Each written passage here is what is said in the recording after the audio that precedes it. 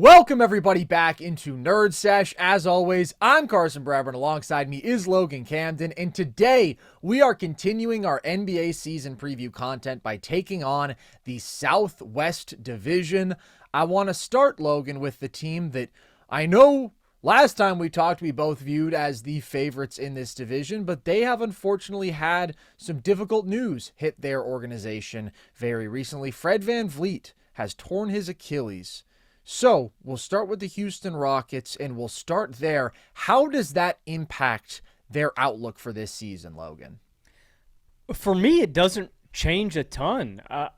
VanVleet was vitally important to this team last year, how he could set the table for the offense. Just, this offense was clunky, and even saying clunky might be doing the Rockets a little bit of service in the half court. Like, they needed someone like Fred who could consistently make good decisions, get the ball to the right guy, and just take on some of those duties and responsibilities for just handling the ball in the half court. Like, there's not a lot of creation on the roster last season. For me, though, this team won 52 games last season. I have them winning 56 this year, and they're going to be my 2 seed in the Western Conference. So I don't know if you think that's overzealous. I kind of lean on the side that I think the Rockets offense is going to be better than next season, even without VanVleet, because of the addition of a guy like Kevin Durant and some internal development. But do you anticipate this offense taking a major hit, and how do you think the VanVleet injury affects them? So I do think that their offense bottom line will be better than last year's, when they were a really bad half-court offense, like 25th percentile. You're not going to win playoff series with that sort of a major limitation, even if you're awesome at everything else, which they were when it came to defense, dominating the possession battle. That was just ultimately putting such a hard ceiling on their team.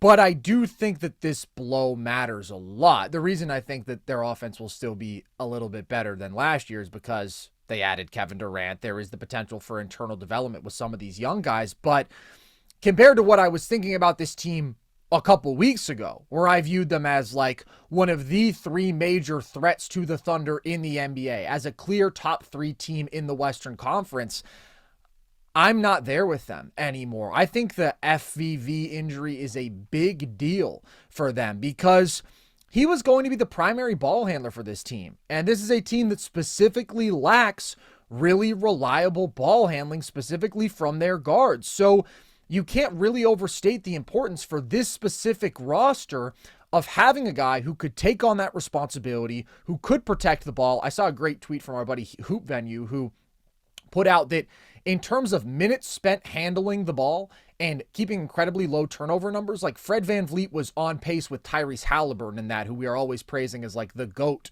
of that ability to protect the basketball.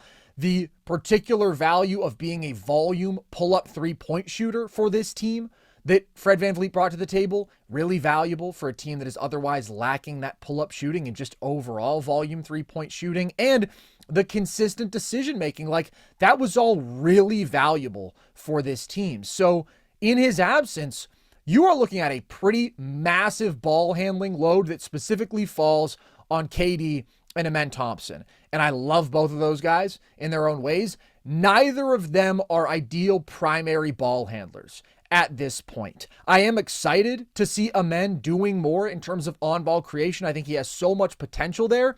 But VanVleet provided a security that they will absolutely miss in that regard. And you can't be as confident when it comes to Amen's handle, protecting the basketball, the consistency of his playmaking, even if there's more dynamic upside there. Like, Fred was a really stable factor in this offense that needed stability, and losing Fred's shooting alone, like, that's really rough for this team.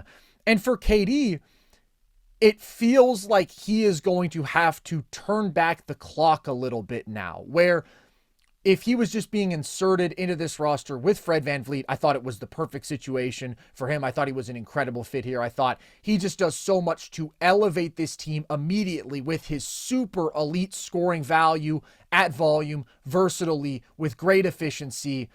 But now he has to try to plug a hole for this team more so by stepping up more as a ball handler, as a playmaker. And it's not that we haven't seen KD do that at a really high level before. If you look at the 2022 season with Brooklyn, what he was doing, not just as a scorer, but as an offensive engine, running pick and roll at a very high volume, really making some pretty impressive reads and passes and creating for others. Like, he was doing that at an incredibly high level, but that was a few years ago, and we haven't really seen him take that role on in an offense in the last couple years, and I wonder how much he can get back to that. So it just puts more of a burden on everybody. Like, we can look at VanVleet and we can say, okay, he was streaky as a scorer. He had some efficiency issues. Absolutely, it's true.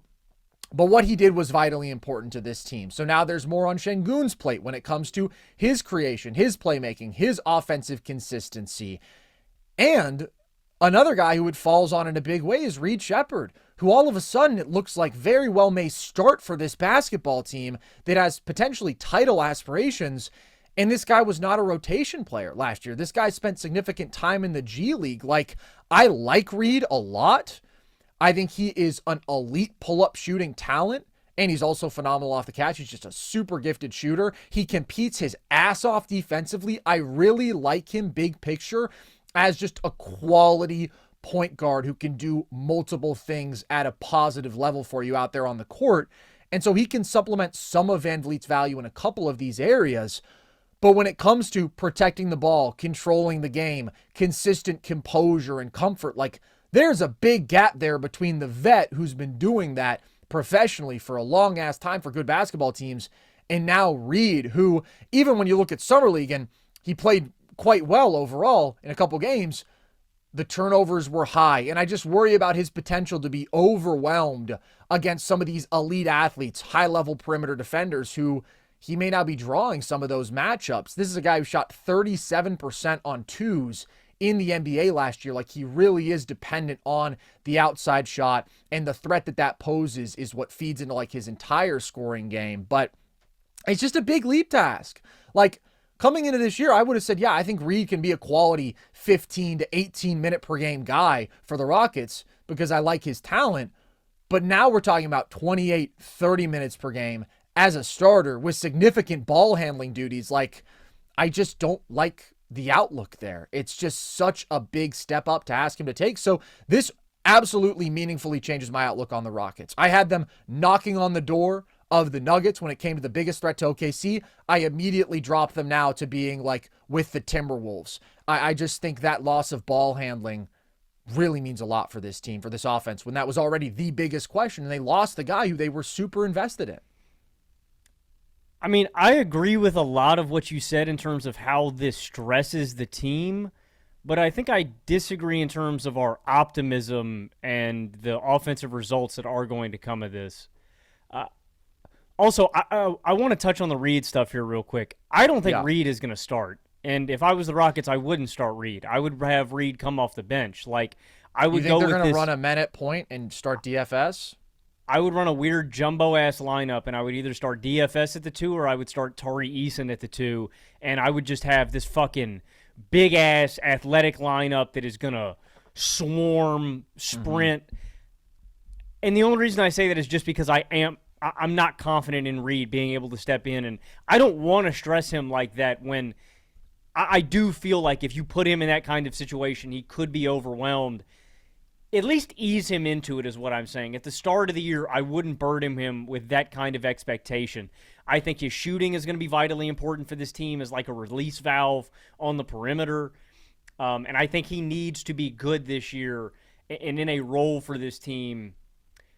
But I wouldn't do that immediately. I would start him out in this 15 to 20-minute role a night off of the bench, and then if he's successful in the first few weeks of the season and you're confident in his ability to step into that role, then I would turn to it. I just wouldn't do it immediately.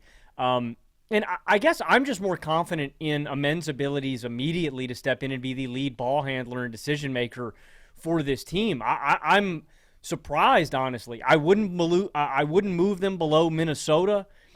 I didn't say below. I have them neck and neck with Minnesota now, where previously I had them clearly above. I wouldn't have them neck and neck with Minnesota. I wholeheartedly still prefer Houston in their recipe, and I have them probably just below Denver. I have them in Denver's tier. Like, I still think Houston has superpowers. The fact that this team was number one in field goals attempted last season, number one in offensive rebounds, number one in total rebounds.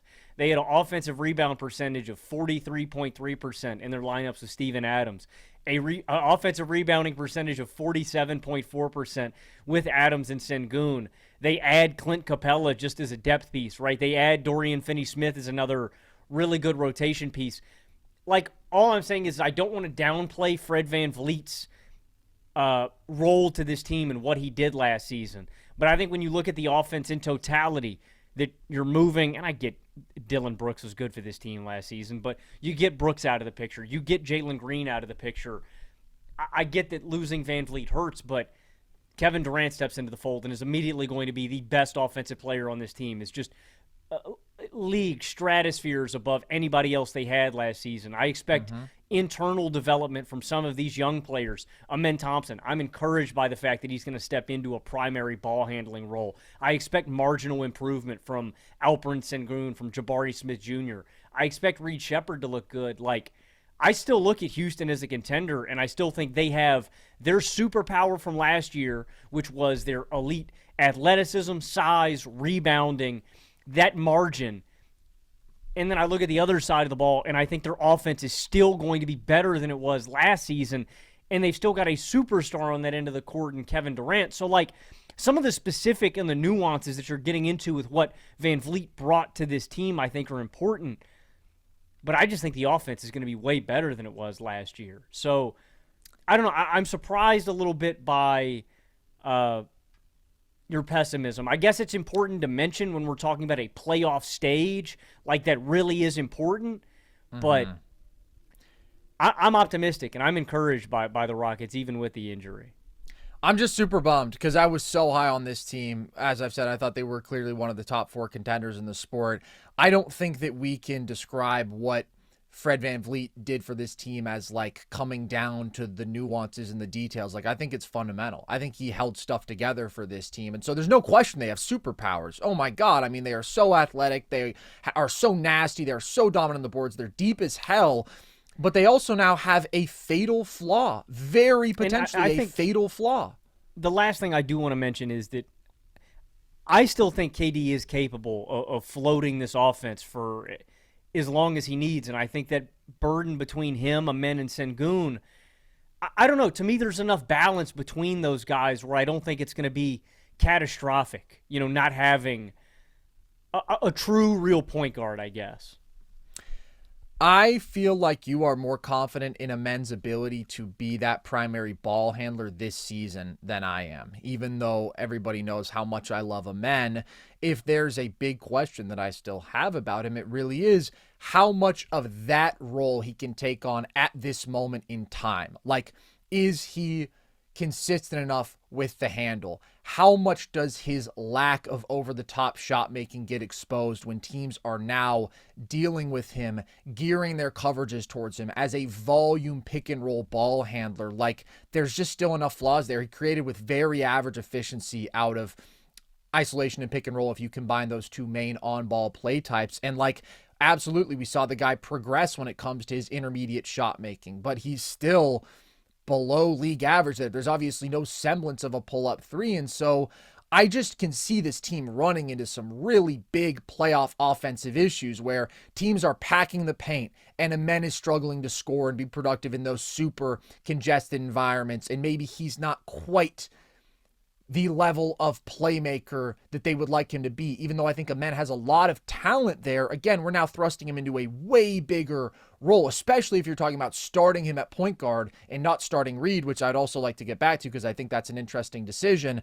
Sengun, with his offensive flaws, his finishing issues, his touch issues, his still lack of developing a jump shot, like if he has a clunker, and now if we are looking at KD and it's like, okay, in this situation where the spacing around you is still pretty sketchy. Now, if we're asking you to be our primary ball handler and we're sending aggressive coverages your way, life is harder on everybody. Like, the calculus has just changed here, man. And Fred may have only been the 4th best player on this team, but he was the only guy who did what he does for this team. And it's just that guard rotation that concerns me. So that's why I kind of do think they're going to look to Reed to start.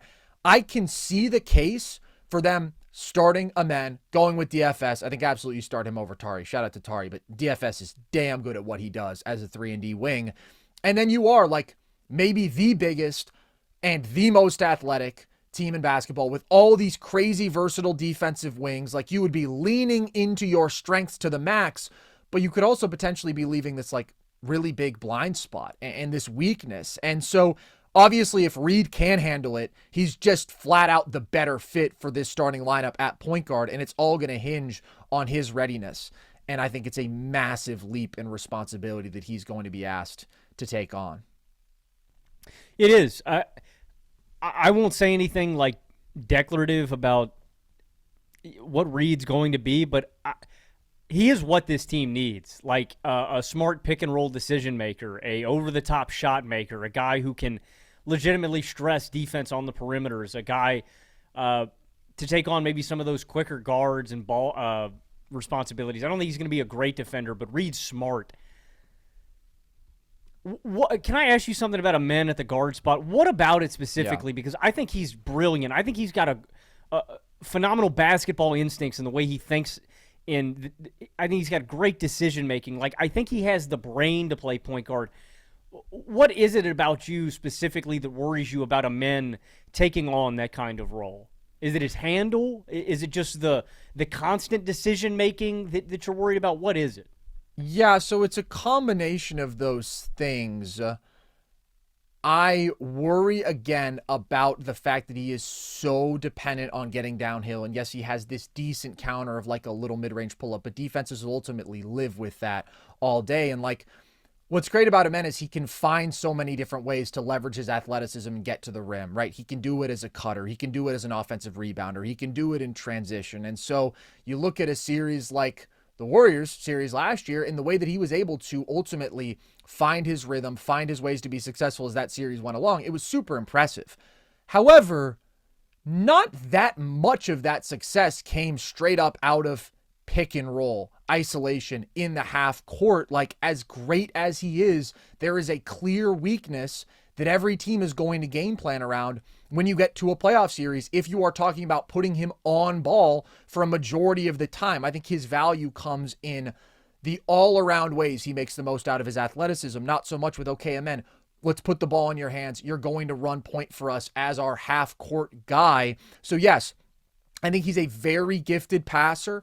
Absolutely. When you look at his size, when you look at some of the stuff that we've seen from him in terms of his ability to find inventive passing angles, make just some next level technical passes, the velocity that he can put on the ball, and his ability to pressure the paint, collapse defenses. Like, he's definitely a very good passer, but we are now talking about a different standard when it comes to just consistently operating an offense. I do worry a little bit about the handle. Like, if you look at when he played in the minutes without Fred this past year, and often he was taking on a bit more ball handling in those lineups, like, his assist numbers went up, his turnover numbers also went up considerably. So it's the totality of all of these things, and ultimately it just means like a little bit less of Amen doing all the great stuff he does off ball, a little bit less of KD doing all the great stuff he does off ball. Like, I feel like that's where both of these guys excel in their own ways, and now you are taking away a positive player who could allow them to thrive in those roles as well as do some stuff on ball, and you're saying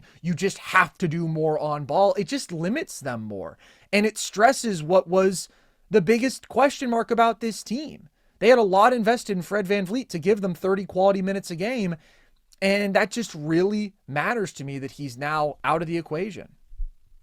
That makes sense. I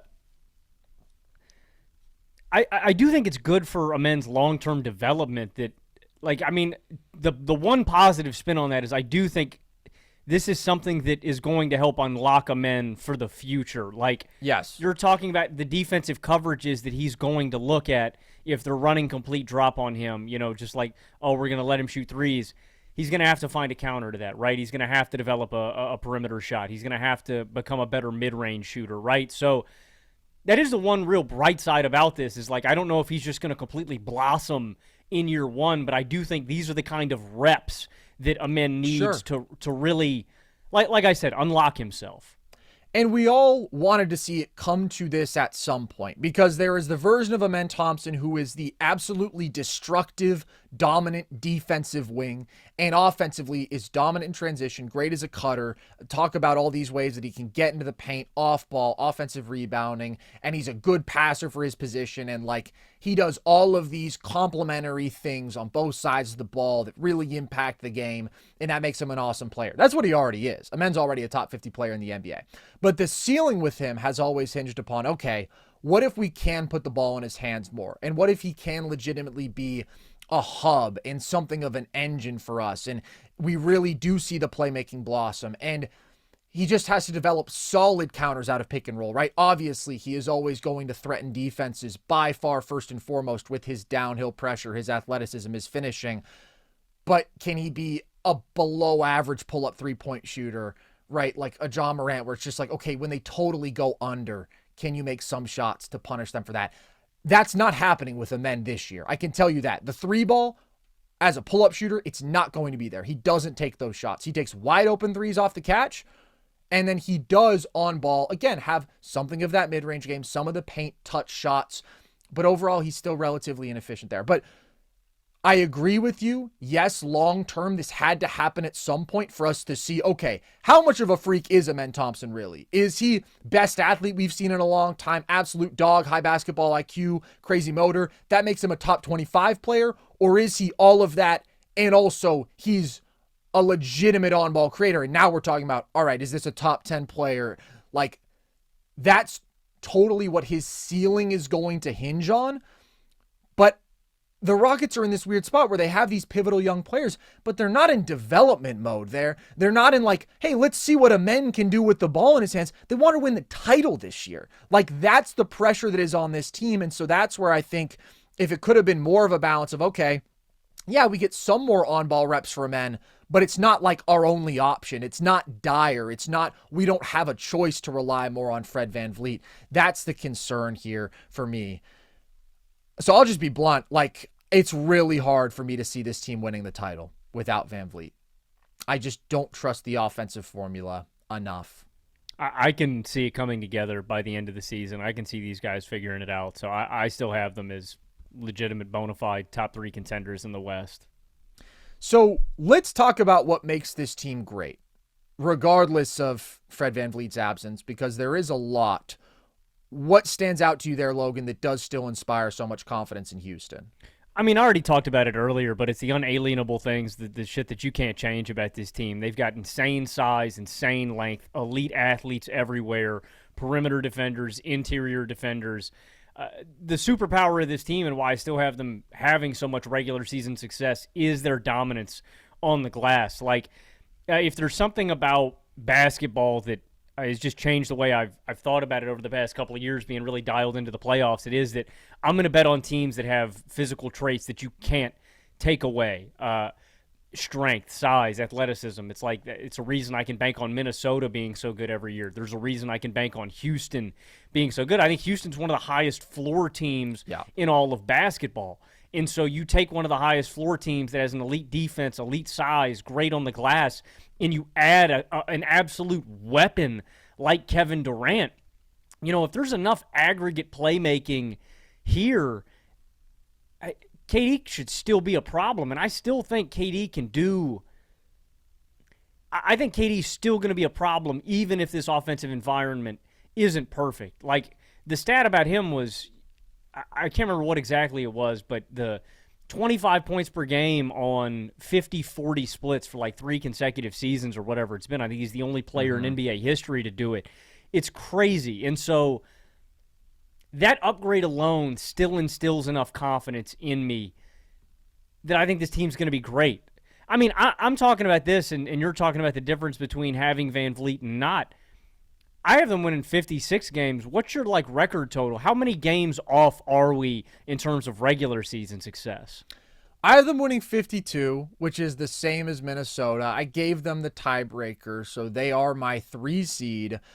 I'm not nearly as concerned about their regular season formula as I am teams really testing some of these pressure points in the playoffs, but they already won 52 games last year. And I do think that even in VanVleet's absence, they're more talented than they were last year. It's what we talk about. You say it, the incredibly high floor. When you dominate all these different margins and you have some of these reliable physical effort, depth factors night after night, it's a hell of a regular season formula to rack up wins. They wrapped up a ton of wins like that last year, and we didn't buy going into the playoffs. Rightly so. They didn't win a series, but now the calculus does change, obviously, with Kevin Durant. Like, I still expect this team to win a series. I want to be clear.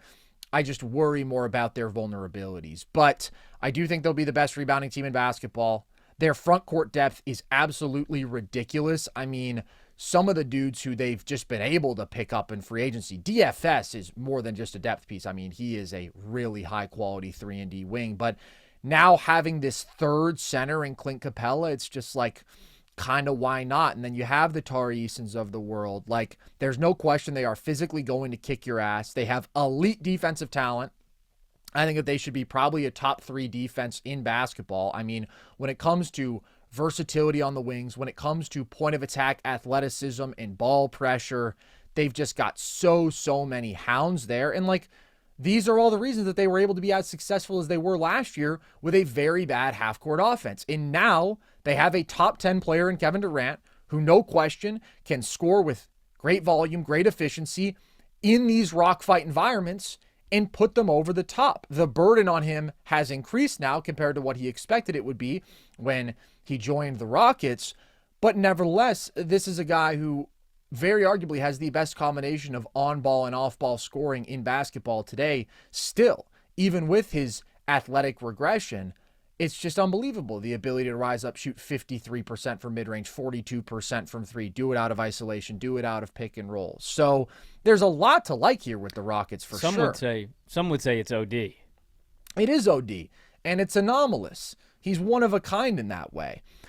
I feel like I know what I'm getting out of KD. I think he's going to be really good, but I also think that we can't necessarily expect him to turn back the clock and do more than he thought he was signing up for. Like, I still think when you get into these really physical playoff environments where the Rockets are dragging down the other team's offensive efficiency and maybe they're struggling on their own as well, like, KD's pure shot making, it can just cut through, right? We saw the Rockets actually subjected to this playing Steph last year in the first round. And Steph is different because he also gets you to a point where it's like, okay, and now you're playing a zone against him and you're keeping a man attached to him at all times and you'll just give up wide open shots to his teammates. KD doesn't demand those kinds of coverages, but the shot making aspect of it, the ability to just elevate, KD does have that. And that's a huge difference for this team. It makes them way more serious even without VanVleet. But that loss is painful. No question. So I think so much of this year just hinges on the development of the young guys for Houston. Like, what are we expecting from a man? I mean, I guess I'm just more optimistic about the internal development. I'd like to see Sengun develop more touch and a jump shot. That to me is the biggest factor out of everything. It's not even about these guys really getting out to the three-point line and being effective yet. It's if they can just stress the defense at all on the perimeter. Amen and Sengun figuring out the mid-range a little bit more would help this team, I think, so much, just relieving some stress. Like, making guys respect them and step up. That's all I'm worried about with Sengun. I think Sengun got a lot better as a defender last year and as a rebounder on the interior. Like, I'm encouraged by that development trajectory. The feel and the playmaking and the skill on the low block, he's always had that. Like, to me, it is really, can he hit a jumper? For a man, I think it's the tightness of that handle, the consistency of the decision-making, and how much better he gets on his touch. Like you said, I don't think it's going to be, like, massive this season. I don't think it's going to be just, he magically becomes a way better shooter. But he took a leap last year, and I think there could be a little bit more there. Reed, I think, is a completely unknown kind of factor. We'll just see how he looks. I mean, he really got zero burn last season. He was a G League demon. And then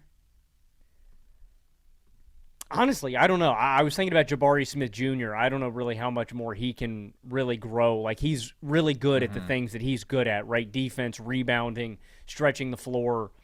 It's those three guys, but I'm optimistic, man. I think those guys could take real intangible leaps that make a meaningful difference when we're looking at the Rockets come playoff time, and they could be more dependable and reliable. Also, last thing I'll say on the Rockets, I do think there's an addition by subtraction here thing. It may not be massive, but I think this team is going to be better just by not having Jalen Green and Dillon Brooks on the floor.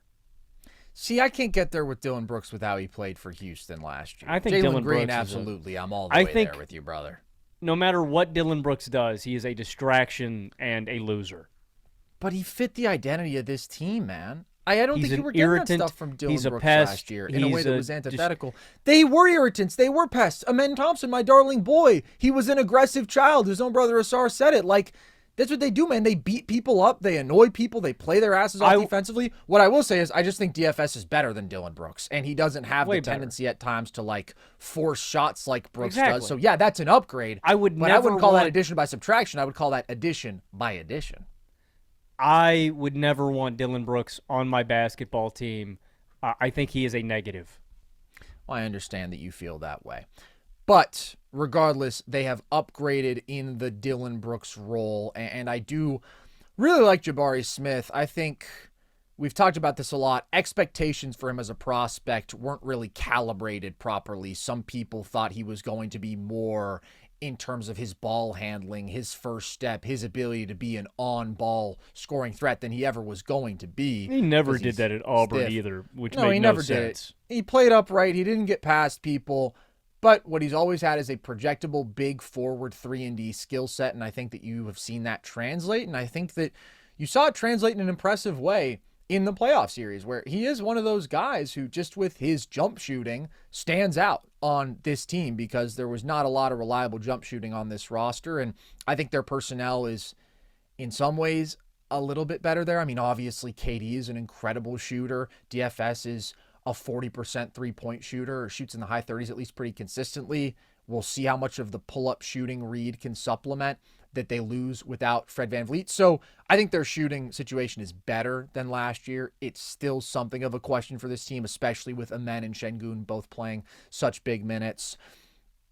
Listen, man, everybody knows my feelings about Amen Thompson. I have said on the record I think he's going to be an all-star this year, but not to be a broken record, I think that more so comes from the all-around impact. It comes from being the best rebounding wing in the sport, arguably the best defensive wing in the sport. It comes from racking up 18, 10, and 4+ on good efficiency with all-world defense.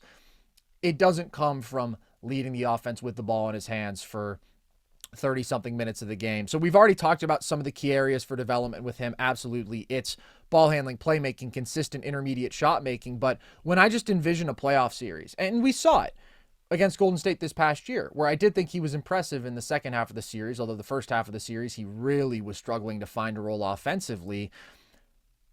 When I think about an Amen Thompson pick and roll being like a huge part of a really good playoff offense, it just concerns me because teams are just straight up going to go under 90% of the time.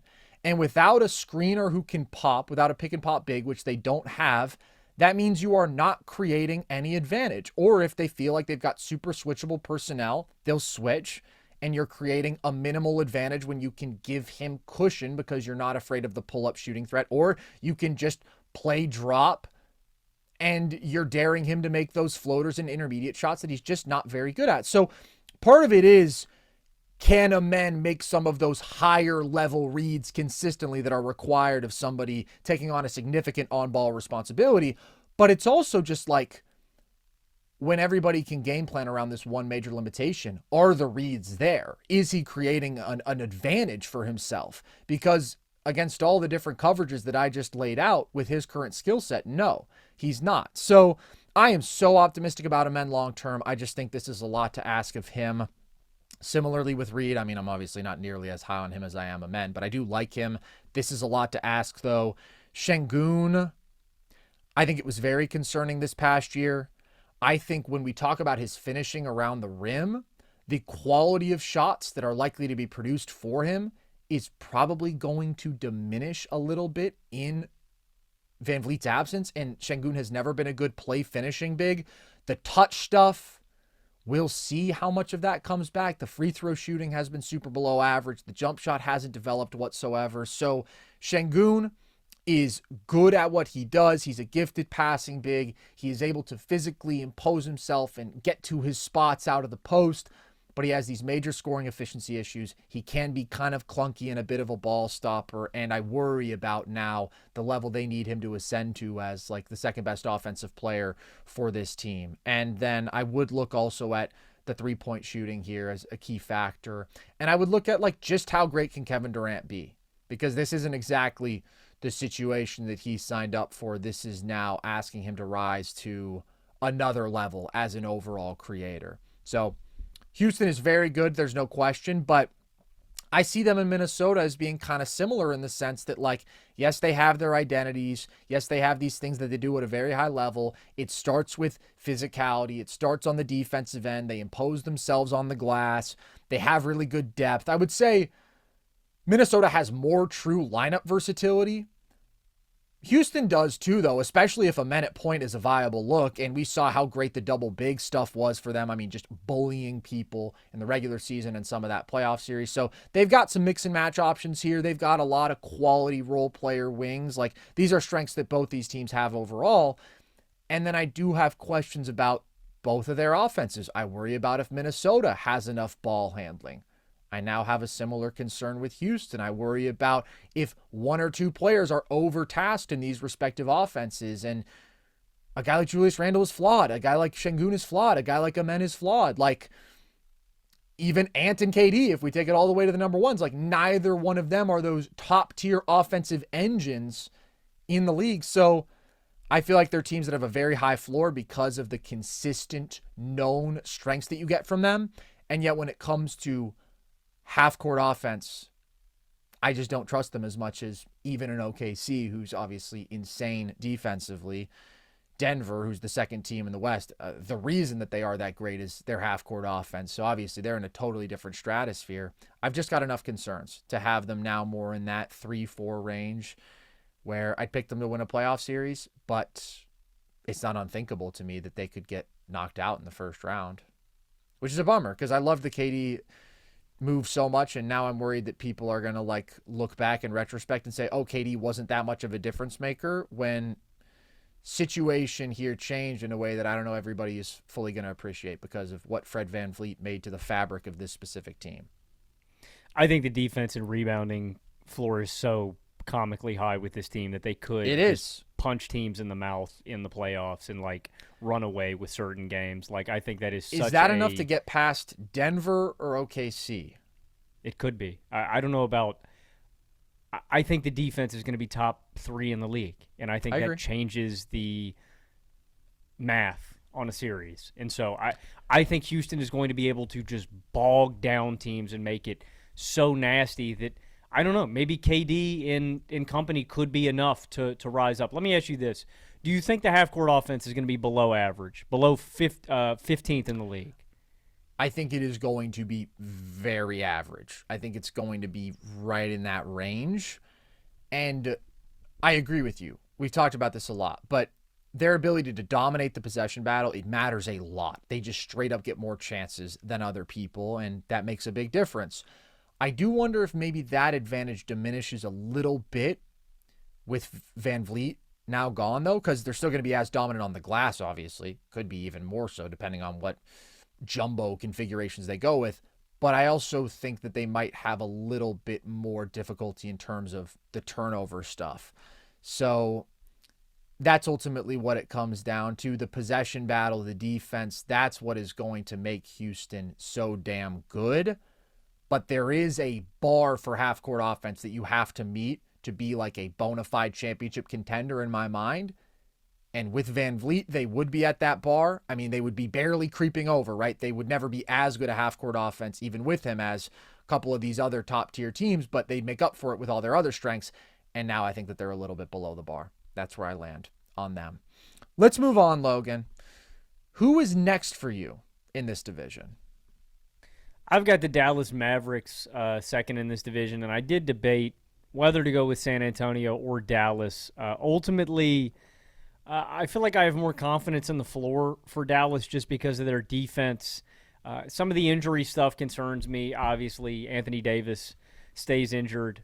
Kyrie Irving is going to miss significant time with a knee injury. So I have my concerns about Dallas, but when I compare both of these teams, the thing that really gave it away was just I believe in the depth, the defense, and the identity a little bit more of Dallas right now, where I've got some questions about the rotation for San Antonio, how things are going to gel together. There's a lot more moving pieces with San Antonio, and I'm a little bit more confident in Dallas's floor and what they're going to be able to put together defensively. So that's why I went with them. I've got Dallas winning 46 games, and I'm going to have to wait to give seeding until we're done with everything. But 46 is what I'm going with for Dallas.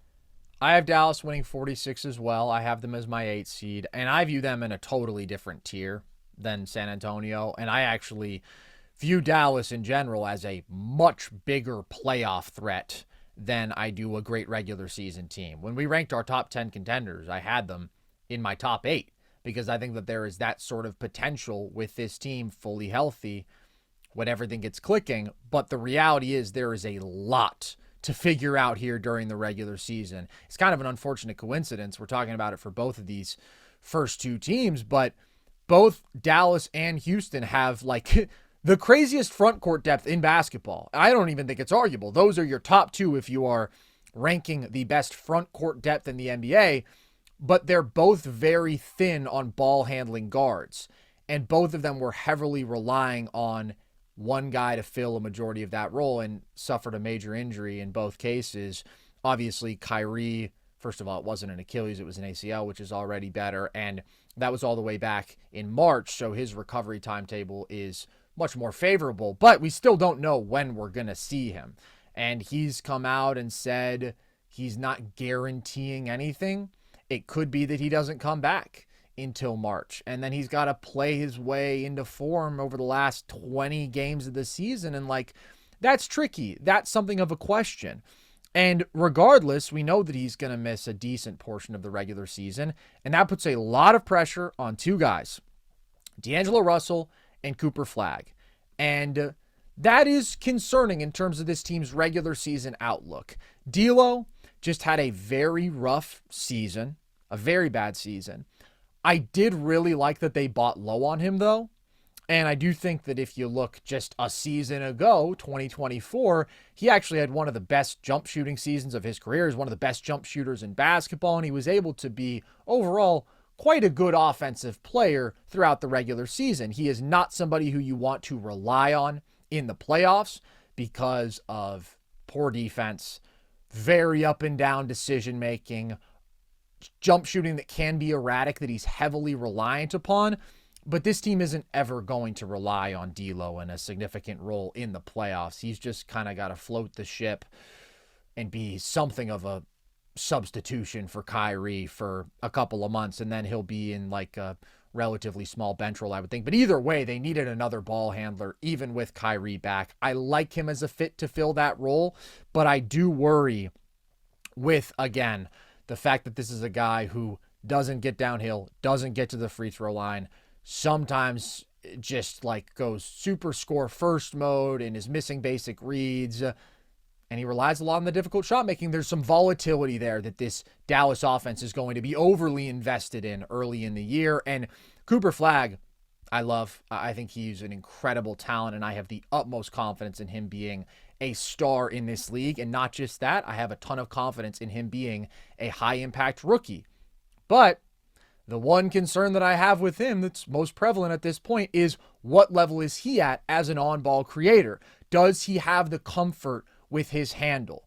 Like, this is a serious concern with him at this point. Does he have the burst to get past some of these high-level perimeter defenders? Does he have the consistent pull-up shooting to reliably create good offense for himself when he's going to be drawing teams' best wing defenders like night after night, and he's going to be expected to be one of the top two ball handlers on this team? And then on top of that, you have some of the wonky spacing with the double big starting lineups and ton of double big minutes, and you just wonder, okay, how much shooting does this team have in their starting five? Like, overall, I look at them and I just think they are very likely, if not certain, to be a below average offense until Kyrie returns. But then once Kyrie returns, I think a lot changes. But before I get into that, what's your take on how they're going to have to deal with Kyrie's absence and how much of a difference that makes and who it puts pressure on and how you expect him to step up? I mean, I agree with you on Flagg and D'Lo. I think there is some pressure on them. Flagg, I'm a little bit more worried about just because, like, I know what D'Lo is at this stage in his career. Like, he's going to be good, not great. They can make up for his defensive deficiencies. He'll have his good games. He'll have his bad games. Like, D'Lo's just hot and cold. That's just kind of the player he is. He's not super consistent, and he's going to have his moments. Flagg, I am worried about a little bit in that role, but to me, the guy that it lays at the feet at is Anthony Davis. I think Anthony Davis is going to have a lot of responsibility himself to create from the perimeter. And not just create, but really just make shots over the top. I think a lot of this team's offensive floor and ceiling hinges upon Anthony Davis's ability to make shots from the elbow and make shots from the perimeter. Like, you're talking about the clunky spacing. Yeah. It's going to be a little clunky, but they're going to run 4 out, 1 in, and AD's going to play a lot more on the perimeter than we're used to than him playing in Los Angeles. That becomes problematic when you think LA, he was at his most successful because he was playing on the block with all that space, and he was so good at his tough shot making from the baseline. And so that doesn't go away, right? That's still going to be a huge part of Anthony Davis's bread and butter. It is just going to be a little bit more congested. So yeah, it's going to be some jump shot dependent. I think Klay Thompson has to make his shots too. I feel similarly about Klay the way I do to D'Lo. It's like, I know what Klay Thompson is at this stage in his career. And then beyond that, I look to like the bench. Like, is Dante Exum going to be able to create for this bench unit? Who takes on those kind of responsibilities? Do they stagger some of the minutes with D'Lo and Flagg, right? So you have one of those guys running minutes with the bench unit. Some of those little details are pretty big too. But I agree with you when I come to my conclusion about this roster. At best, before Kyrie comes back, I think this could be an average offense. At best, that is with you're getting really good D'Lo, you're getting really good Flagg, and that feels a little optimistic. Yeah, it's hard for me to see that. We're talking about some of the flaws with two young players who I really love, but I want to be clear. When I talk about some of the handle stuff with Amen, that's not nearly as much of a concern as it is for Flagg.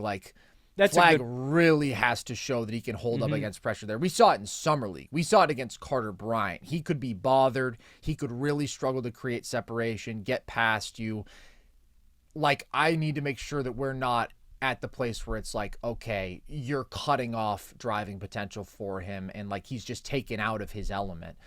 It's more of a concern with him, absolutely. That's a good point. I was just going to say, too, similarly to Amen, a lot of the things that we talk about Amen being special at are the connective traits. It's the exact same with Coop. It's right. We're just concerned about him being miscast in an early role in his rookie season. And again, like I said with Amen, though, the silver lining to this is these are reps that I think Cooper Flagg needs to get to ultimately blossom and realize his full potential as a basketball player. So early on, we're going to see it's either feast or famine. He's either going to take to it like a duck to water. Well, more than likely, there's probably going to be some growing pains, some good and some bad. I don't think it's likely that he takes to it like a duck to water, but also he's going to have a couple months to get better. And I don't think it's unreasonable to expect that he does improve and he does grow more comfortable as he is in this role. More so, I think when you're talking about the very start of the season, yeah, it's a big challenge and we're definitely going to be some growing pains. But I think later in the year, he could definitely be more effective as an on-ball I thought we creator. saw that. I mentioned this in our off-season coverage, but how Wemby kind of took that leap during his rookie season. I think you even saw that with a guy like Cooper Flagg his freshman year at Duke, right? Beginning of the year at Duke, people were going, he doesn't look comfortable, he's figuring it out. And then when he did, it was wow, this guy's special, he's got it. I think it could be kind of like that, where maybe you're a little disappointed at the beginning, but then late December, early February, Coop snaps in, and I don't know, you really see him start to figure it out year one. And we're also talking about a guy who, like you said, is A+ at all of the connective stuff, right? Defensively is going to be about as good as a rookie can be. We've seen some guys set that bar really high in recent years. He's not going to reach Wemby, Chet, Mobley level of defensive impact as a rookie, but as impactful as a non-big can be defensively as a rookie. I think that's what we're going to get from Flagg. He has the matchup versatility. He also really has the secondary rim protection value. He has elite rebounding for his position. And then offensively, this is a guy who can cut and be extremely effective as a finisher there, who can crash the offensive glass, who has shown some willingness to be a screener. And I think there's potential there where he could have an interesting two-man game with a D'Lo. I kind of even wonder, what if we see some Flagg AD pick and roll and potentially inverted pick and roll? We saw AD running more inverted pick and roll last year than ever before. Like you said, he is going to be in a more perimeter-centric role than we've seen him in years. And this is what you get excited about with Flagg. It's all the versatility, and then it's the basketball IQ in the field, and knowing that he's a good connective playmaker, just a really good passer overall. The shooting indicators, really impressive this past year, considering that going into college, that was more of a question with him. Now, when we talk about consistent volume, fluid pull-up shooting against contests, that's really something else, and I have more questions there. But when you talk about just being a pretty good shooter off the catch, like, I do feel good about Flagg there, and I feel good about his mismatch attacking. I mean, he was super effective out of the post in college. So we can talk about the concern, and it's on-ball creation in a big role. Everything around that, I think he's going to be awesome. I think he's going to deliver like around top 50 value as a rookie. I saw the ESPN NBA rank. It was so horrible, Logan. I won't even speak about it. And I didn't actually look at it. But the one thing that I saw people complaining about that I didn't get at all was people being like, Flagg at 54, really? We got to see him play. And it's like, look, man, these are the same people who have Jonas Valanciunas at number 87. They got Josh Hart at number 69. Like, they have committed, first of all, far worse sins. And second of all, you got to predict how good the rookie's going to be. Yeah. No, I agree. But I'm like, of all the things to point at, that Flagg ranking is totally fine. I think that's a reasonable expectation for him as a rookie because even for a great talent, he has a uniquely win-now-ready skill set. So I'm excited for that, and that's why, like, once Kyrie gets back, they become a top 5 threat in the West, in my opinion, because when we talk about the absolute best defenses in basketball, a couple of them are in this division. Houston, Dallas, these should be top 5 defensive units. Dallas is even more loaded defensively, in my opinion, than Houston because their front courts just bring such ridiculous levels of size, athleticism, rim protection, rebounding. When I think about trying to score on an interior defense that has Anthony Davis and Derek Lively, Anthony Davis and Daniel Gafford, Cooper Flagg somewhere maybe roaming along the baseline in there too, it's just insane. And the depth here is also so phenomenal. I mean, Najee Marshall is a hooper, man. And when we talk about bench ball handling, he's a guy who can step up and do that. Absolutely. He's got playmaking feel. He can do a little something off the bounce. And he's also a good versatile defender. Max Christie is a quality two-way wing. I mean, PJ Washington is a real quality two-way still wing. Here, yeah. Like, that is an immense strength of this team, that they are going to be able to physically dictate on the glass, on the defensive side of the floor, and then they just have to be good enough offensively. And with Kyrie, I see enough pieces here where I think they can be good enough. They can be an average offense.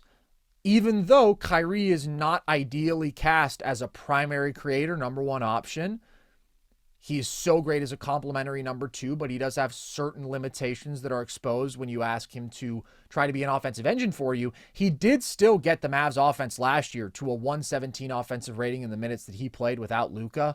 His shot making is still so supremely valuable. His ball handling, like, it's all such a massive upgrade from everything else they have.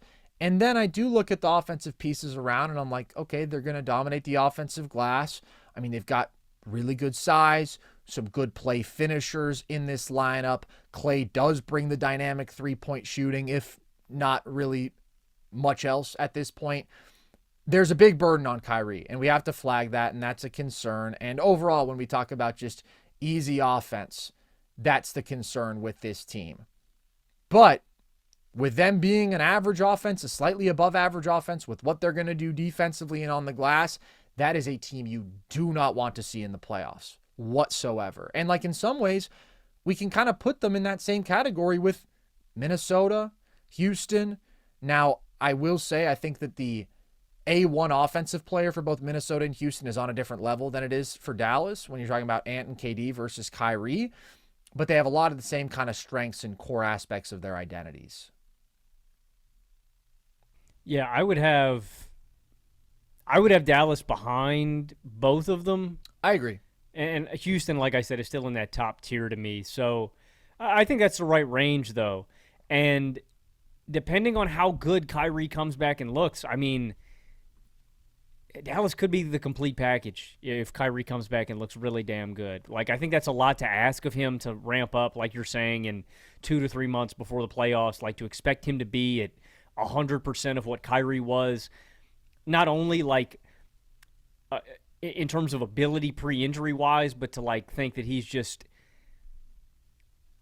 going to get right back to 100%, I think is a little optimistic. But because you have Anthony Davis to lean on, because you've got this elite defense, because I like the supporting cast here, I still think they could go on a run without Kyrie being at like, everything he was at. Don't get me wrong. When I say that, they still need like 90 to 95%. I'm just saying if Kyrie isn't every bit, there's still optimism here. And yeah, I really like Dallas. I think Dallas is going to be dangerous come playoff time. And to me, there's still, all this being said, they're still top 5 in the West. And I would probably go to, I think top 5. I think they're the 5th team to me. I agree. In the West. The Clippers are interesting, but with all this who knows? Going on with them, not that I'm ready to like completely write them off. I think there's going to be some serious repercussions coming with that. So I'm comfortable slotting Dallas into that 5 spot.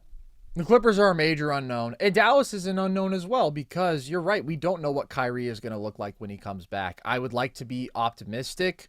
I do think he has a game that can persist in spite of a little bit of a loss of explosiveness. There's no question that still like shiftiness, quickness is a strength of his game, but he is also just an absolutely ridiculous pure jump shooter. But for this prediction to be justified, I think that they need Kyrie to be quite close to what he was last year, which was one of the most efficient on and off ball scoring guards, a guy who could give you 25 a game, who could lift you to pretty good offensive results as the number one guy. That's what they need of him. And I do have some questions about AD offensively in this situation. I strongly prefer him at the 5 on offense because I think it allows him to, at times, be a big in a 5-out system, and he can do his stuff from the perimeter, and that's fun, but it doesn't put pressure on him to be that guy every possession, and it allows him to get all of the easy, efficient, big man stuff around the basket, and it just creates for better spacing for the team as a whole than when you are asking him to operate primarily from the perimeter, where even though he's skilled, I mentioned the inverted pick and roll stuff this past year was quite impressive. His creation in those spots, I think his passing has gotten better. I think his ball handling has gotten a little bit better. Nevertheless, like, he shoots 42% from mid-range. He shoots 28% from 3. The more he is living on those jump shots, the less reliable, the less efficient his production is. So I wonder like how much we do see them when all is said and done in the playoffs just say, fuck it, we're going Flagg at the 4, AD at the 5. I think that's both of their respective best positions. And you understand this team's in a unique spot because they had 2 like starting quality centers, and then they added an all-NBA center. You would feel like if you did that, you would move one of Gafford or Lively or PJ Washington, or like you would maneuver some of your front court depth to go and get a guard, right? I agree. Well, I think that their plan is clearly start double big, play a lot of double big throughout the season. I just wonder if when we get to the playoffs, maybe in a certain matchup, they're like, okay, our spacing is too wonky. We're struggling offensively. We know, obviously, AD can anchor elite defenses at the 5. I can see that outcome, and that's what's so great about this team. We talk about lineup versatility being at a premium. If you think about teams who can just mix and match, dude, oh my God. I mean, we go position by position. Obviously, they are thinner in terms of true ball handling guards, but they've got the D'Lo addition. I kind of like Brandon Williams for them. But again, that's where it's most shaky in terms of depth. Then you get to the wings, and it's like, okay, we've got Klay Thompson, Cooper Flagg, PJ Washington, Najee Marshall, Max Christie, a little bit of Caleb Martin in there for you if you want. And then you get to the big depth, which is just ridiculous. And there's so many different really good looks that they can throw at you, especially defensively, obviously. I mean, basically every group that they can put on the floor. I don't think you can really overstate the value of this level of depth when it's like you guarantee 48 quality minutes of wing play, 48 quality minutes of big play. That's something not a lot of teams have. And so then it does ultimately come down to what level can their best guys get to offensively to make them an actual major threat to the absolute best teams in the league. And that's where I have a couple more questions with them than I do with Minnesota or Houston. But honestly, when we get to the playoffs, if Kyrie is Kyrie, like that's the tier I'm putting them in. Those are the teams that I am viewing them similarly to. So I think I'm really high on Dallas, but regular season, I just think there's too many questions to predict them to be like 4 or 5 seed. And ultimately, that makes a difference, unfortunately, because their path to a run is probably dependent on getting a more favorable first-round matchup, not walking into OKC round 1. So it's a bummer. Maybe we don't get to see the full Dallas potential realized in a playoff run this year, but I do think that they are going to be a really tough out. I think the defense is going to be absolutely insane. I would put it only behind OKC in terms of my preseason defensive rankings. And when you are at that level on that side of the ball, you don't have to be quite as good offensively as other teams to be a really tough draw in the playoffs. Now it gets interesting, Logan. Very interesting indeed. Who is next for you in this division? I've got the Spurs next, but I did really have a tough time debating between them and Memphis. I only have them separated by 1 game. I've got San Antonio winning 42 games. I've got Memphis winning 41. I honestly thought about having them both at 500 even exactly because I think they're really similar. This is a Wemby bet. I'm not going to dress it up as anything else. I am betting on Wemby coming back and looking like a beast, looking like a top 5-ish player on the planet. I couldn't say top 5 concrete, but I don't think it's out of the realm of possibility. The stuff that he was doing pre-injury was insane. The high-volume shooting from behind the arc, obviously what he does that changes everything defensively for this team. So I've got a lot of Memphis to me is the safer bet to win more games. Like if you were to push me, like I would feel more confident with the depth of talent and the established hierarchy that Memphis has because I think there's a lot of moving parts and a lot of things to figure out with San Antonio, but I'm so confident in Wemby stepping in and being the guy that he was and looking even better this season that I am going to take them to win more games. But do you have Memphis winning more games? And I do. So why? Well, I just still have a lot of questions about how serious this Spurs roster is. I have them going 500. I have them in the play-in as my 10 seed. I think that it is fair to make a Wemby bet here, but that's really the path to thinking that like the Spurs are going to be a playoff team. It's a Wemby bet. I still think the roster around him is lacking when you compare it to some of the teams who are just above them in the standings. Yeah, I get that. All of my questions about this team are basically surrounding that. My first question, what does the starting lineup look like? Because I truly have no idea what they're going to try to do. There's a lot of different combinations. Specifically the spots I'm looking at, right? You can pencil into Fox at the 1, Wemby at the 5. Everything else around that is kind of a question mark to me. Do you go with Dylan Harper at the 2? Do you go with Stephon Castle at the 2? How does Devin Vassell and Keldon Johnson factor into the equation? Mm-hmm. I think they probably go Fox, Castle, Vassell, Barnes, and Wemby at the 5, and then you'll bring the rookies Harper and Bryant off the bench. You've got Cornette and Olynyk filling in for Wemby at the 5 spot, and then Keldon Johnson and Sohan factoring in as the bench front court guys. That's probably how I'd do it. And when I look at the roster compared to Memphis, like I said, I know what I'm getting with Ja. I know what I'm getting with Triple J. So I think they're probably easier to bet on. But the other question I have outside of the starting lineup, how potent is the Wemby Fox two-man game in year one? I think sometimes when we put these combinations together, it's a little bit better in theory than maybe it is in reality. The one that I would point to is Dame and Giannis. We thought it was going to be a match made in heaven, the best two-man game in basketball. That didn't become fully realized. Now, I think that Fox is unequivocally the best guard that Wemby has ever played with, but with some of what Fox likes to do, is he going to fully weaponize Wemby? Fox has steadily, as he's gotten older, he likes to get downhill less and less. He settles for jump shots. I think that could be a little bit of a hindrance when we're talking about him and Wemby's two-man game. Fox is not an elite passer of the basketball, so maybe he doesn't max him out in that way. And then just the general kind of clunkiness with their roster construction. With Harper, Castle, and Fox, three guys that you look at as major building blocks of this roster, you go, they are all three downhill pressuring guards that want the ball in their hands. And so you just wonder, is there a little bit of a clunkiness with this kind of fit? And the other thing is, with this lineup in totality, there's a lot of young guys that you were betting on improving and giving you solid quality minutes. When you compare that to a team like Memphis, there's a lot more veteran contributors that you look at and you go, this team's probably more ready to compete than San Antonio. But like I said, the reason I went with this team, Wemby, I think changes everything defensively. I think he's going to be the best defender on the planet. We both had him number one. If he can stay fully healthy, I really think that the defense is going to be a lot better this year. Top half of the league. Offensively, you wonder if Wemby could take another leap in terms of consistency, could maybe get some of those bread and butter moves down. So San Antonio is one of the most interesting teams in the league to me, Carson. I think there is a wide range of outcomes for this team where they are a lock for the playoffs, and Fox and Wemby hit it off, and some of these young contributors are really great. There's another side of the coin where Fox and Wemby don't figure it out.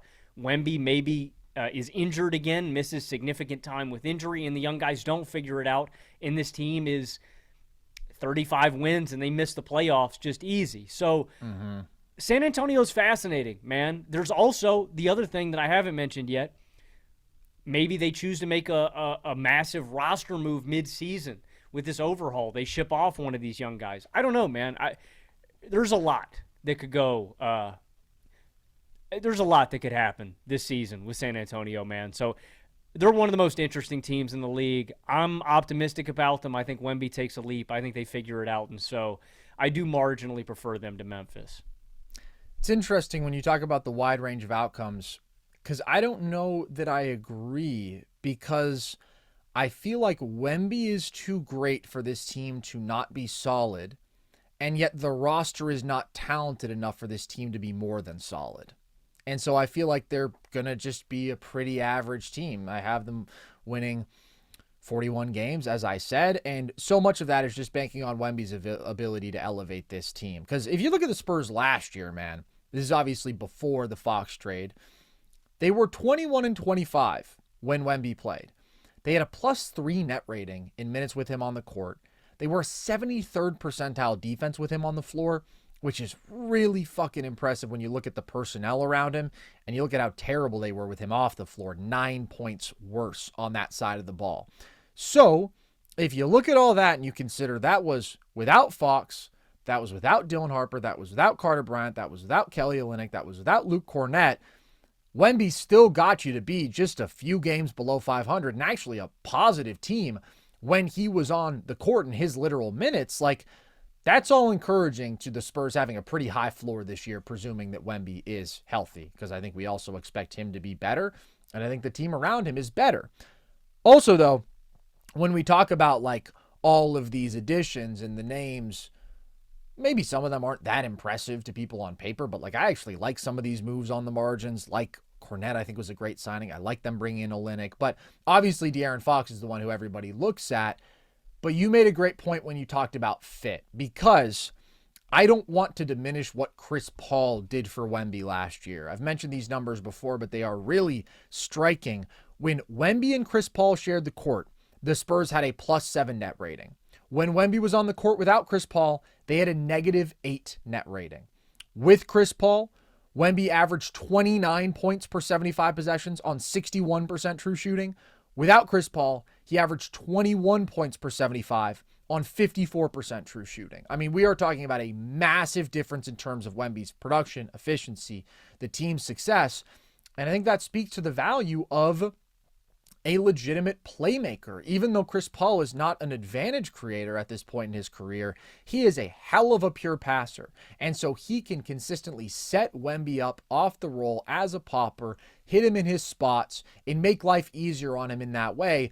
That's where the Fox fit is always going to be tested with Wemby, because Fox, although he is quite a gifted scorer, with some flaws there, over-reliance on the pull-up jumper in recent years, as we've talked about, not fully leveraging his quickness. Scoring is where most of his value comes. As a playmaker, he's pretty mediocre. And so we have seen over both of his first 2 years, because his rookie year, I mean, it was about Trey Jones. When he shared the floor with Trey Jones, Wemby's numbers were way better. Like, he really benefits from having that pure passer who can create some shots for him. And we'll see how good the Fox fit is in that way. And we'll see how much is Fox in the two-man game, like, which I presume we'll see a decent amount of, getting all the way downhill to draw on the defense and create good pick-and-pop opportunities for Wemby. I don't know if I have the utmost confidence in the fit immediately gelling there. But bottom line, Wemby's a monster. Wemby's crazy impactful. We can talk about the nuances of an offensive fit, but also, I mean, it's totally possible, if not likely, that Wemby is more skilled offensively in his own right this year. I don't know if we can expect the three-point shooting to be better, because what a fucking impressive season it was there.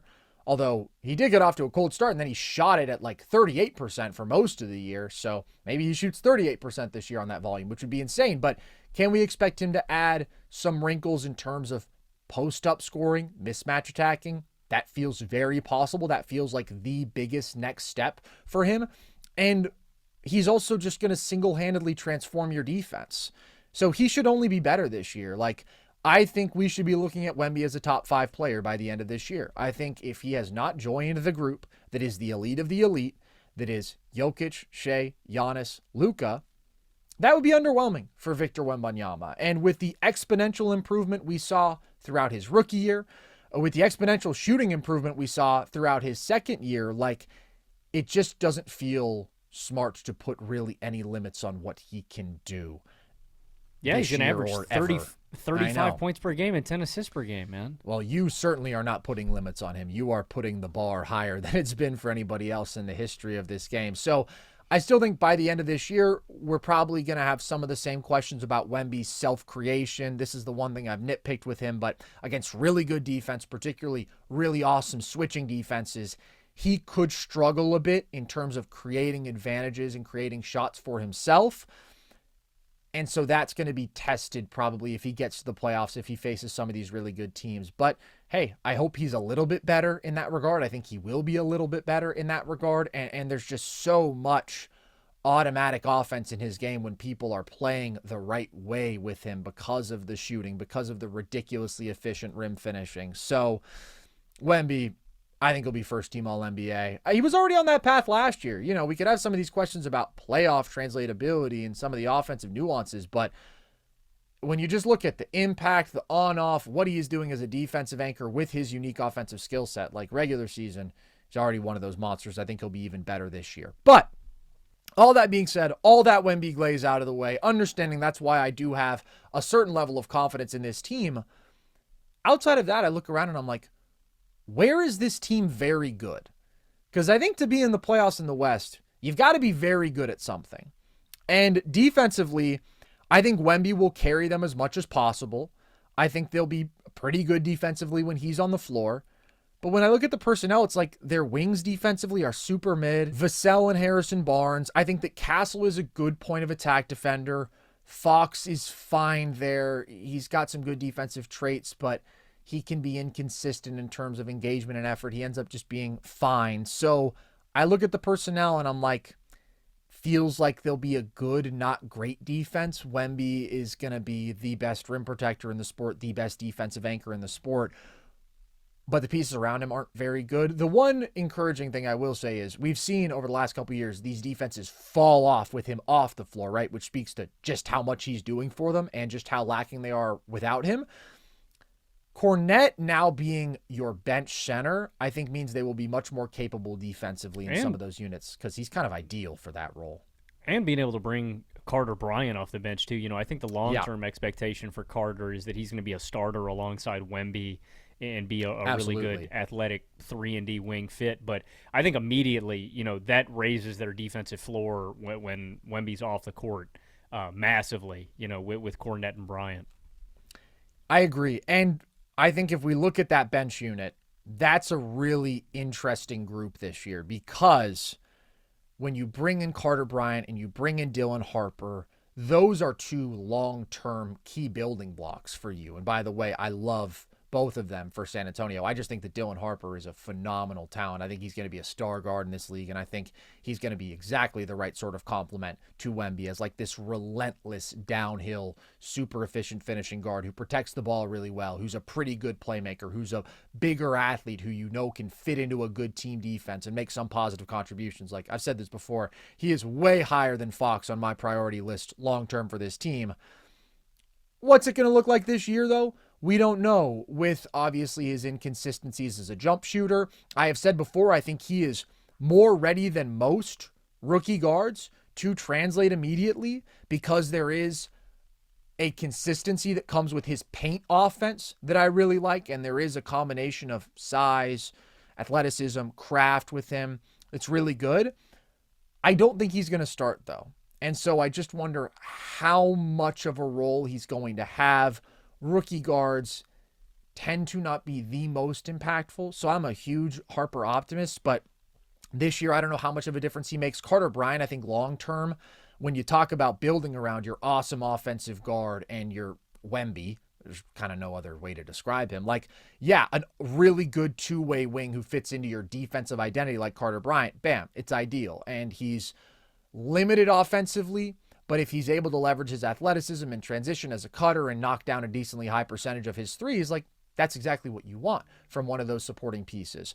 As a rookie, though, again, it's like with his offensive limitations, how much is he going to get on the floor?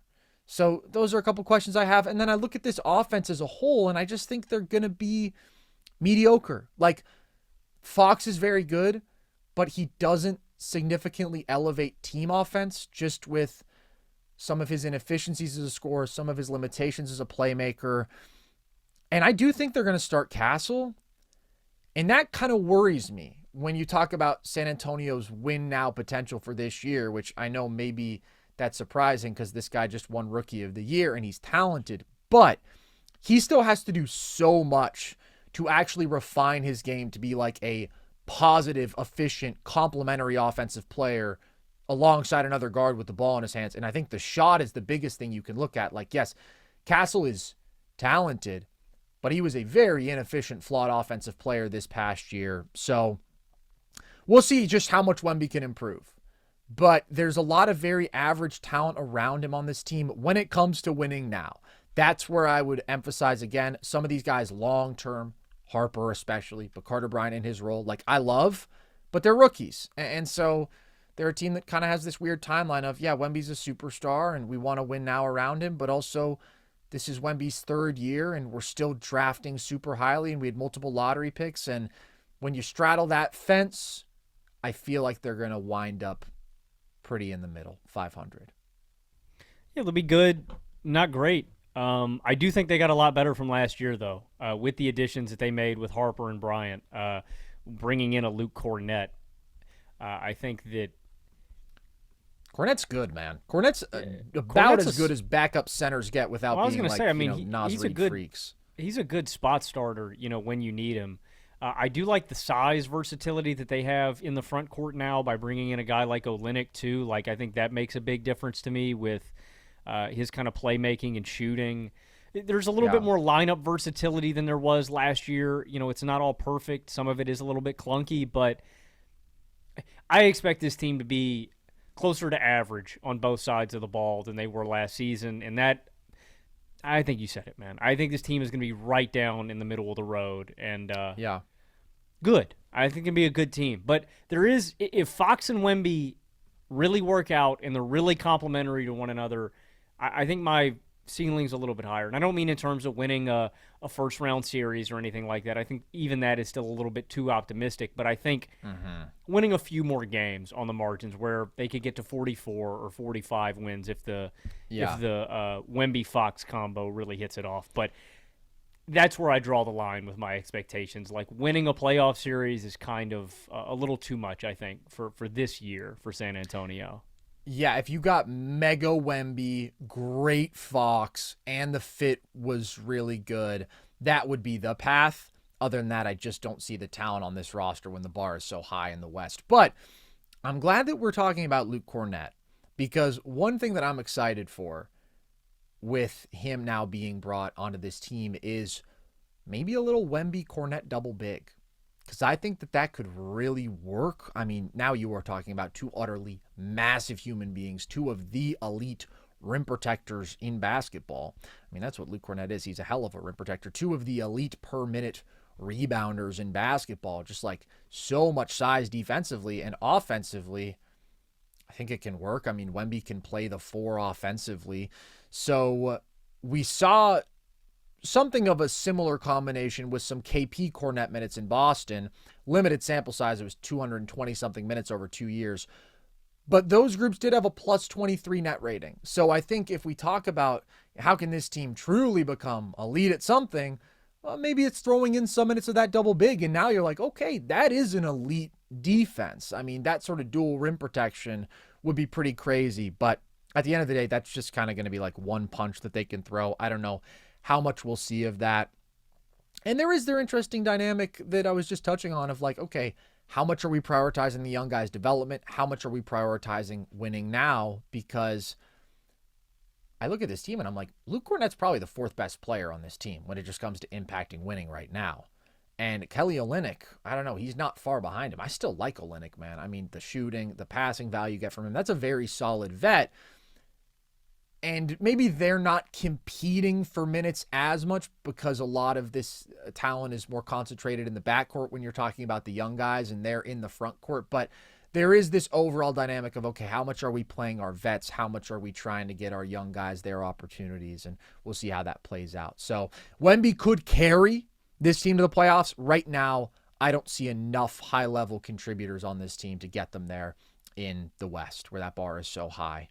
So let's talk about the Memphis Grizzlies, Logan. You are a little lower on them. I have them winning 43 games as my 9 seed, so they and the Spurs are both in the play-in for me. But what are you thinking about Memphis this year? I've got the Grizzlies winning 41 games, finishing 500. I really like Memphis' depth, and I like a lot of what they did in this offseason. I think when you look at the strength of the Memphis Grizzlies team over the past 4 or 5 seasons, the strength has been their depth. That they have a bunch of guys that can contribute on any given game and step up. So no matter how many injuries they're dealing with or whatever, they've got somebody who can play and step in and fill the shoes, be the next man up, so to speak, for Memphis. And like I said, I like some of their offseason moves. Drafting Cedric Coward, who I think is a complete wing immediately with a lot of experience and a ton of upside, where I think Cedric Coward could be really damn good in this league. KCP, I think, should step in and be a solid 3-and-D wing contributor. Ty Jerome, I thought, was the value add of the offseason. The guy just brings some punch and a higher floor to your bench unit. The guy's got elite touch, really good playmaking feel. He's a solid defender, some really great three-point shooting. So, don't get me wrong. I thought Memphis made some really good moves in the offseason. The Spurs were a Wemby bet. The Grizzlies are a vibes bet. I don't like the vibes in Memphis, and that is why I am not hopping on the wagon. Taylor Jenkins firing, I didn't like at the end of last season.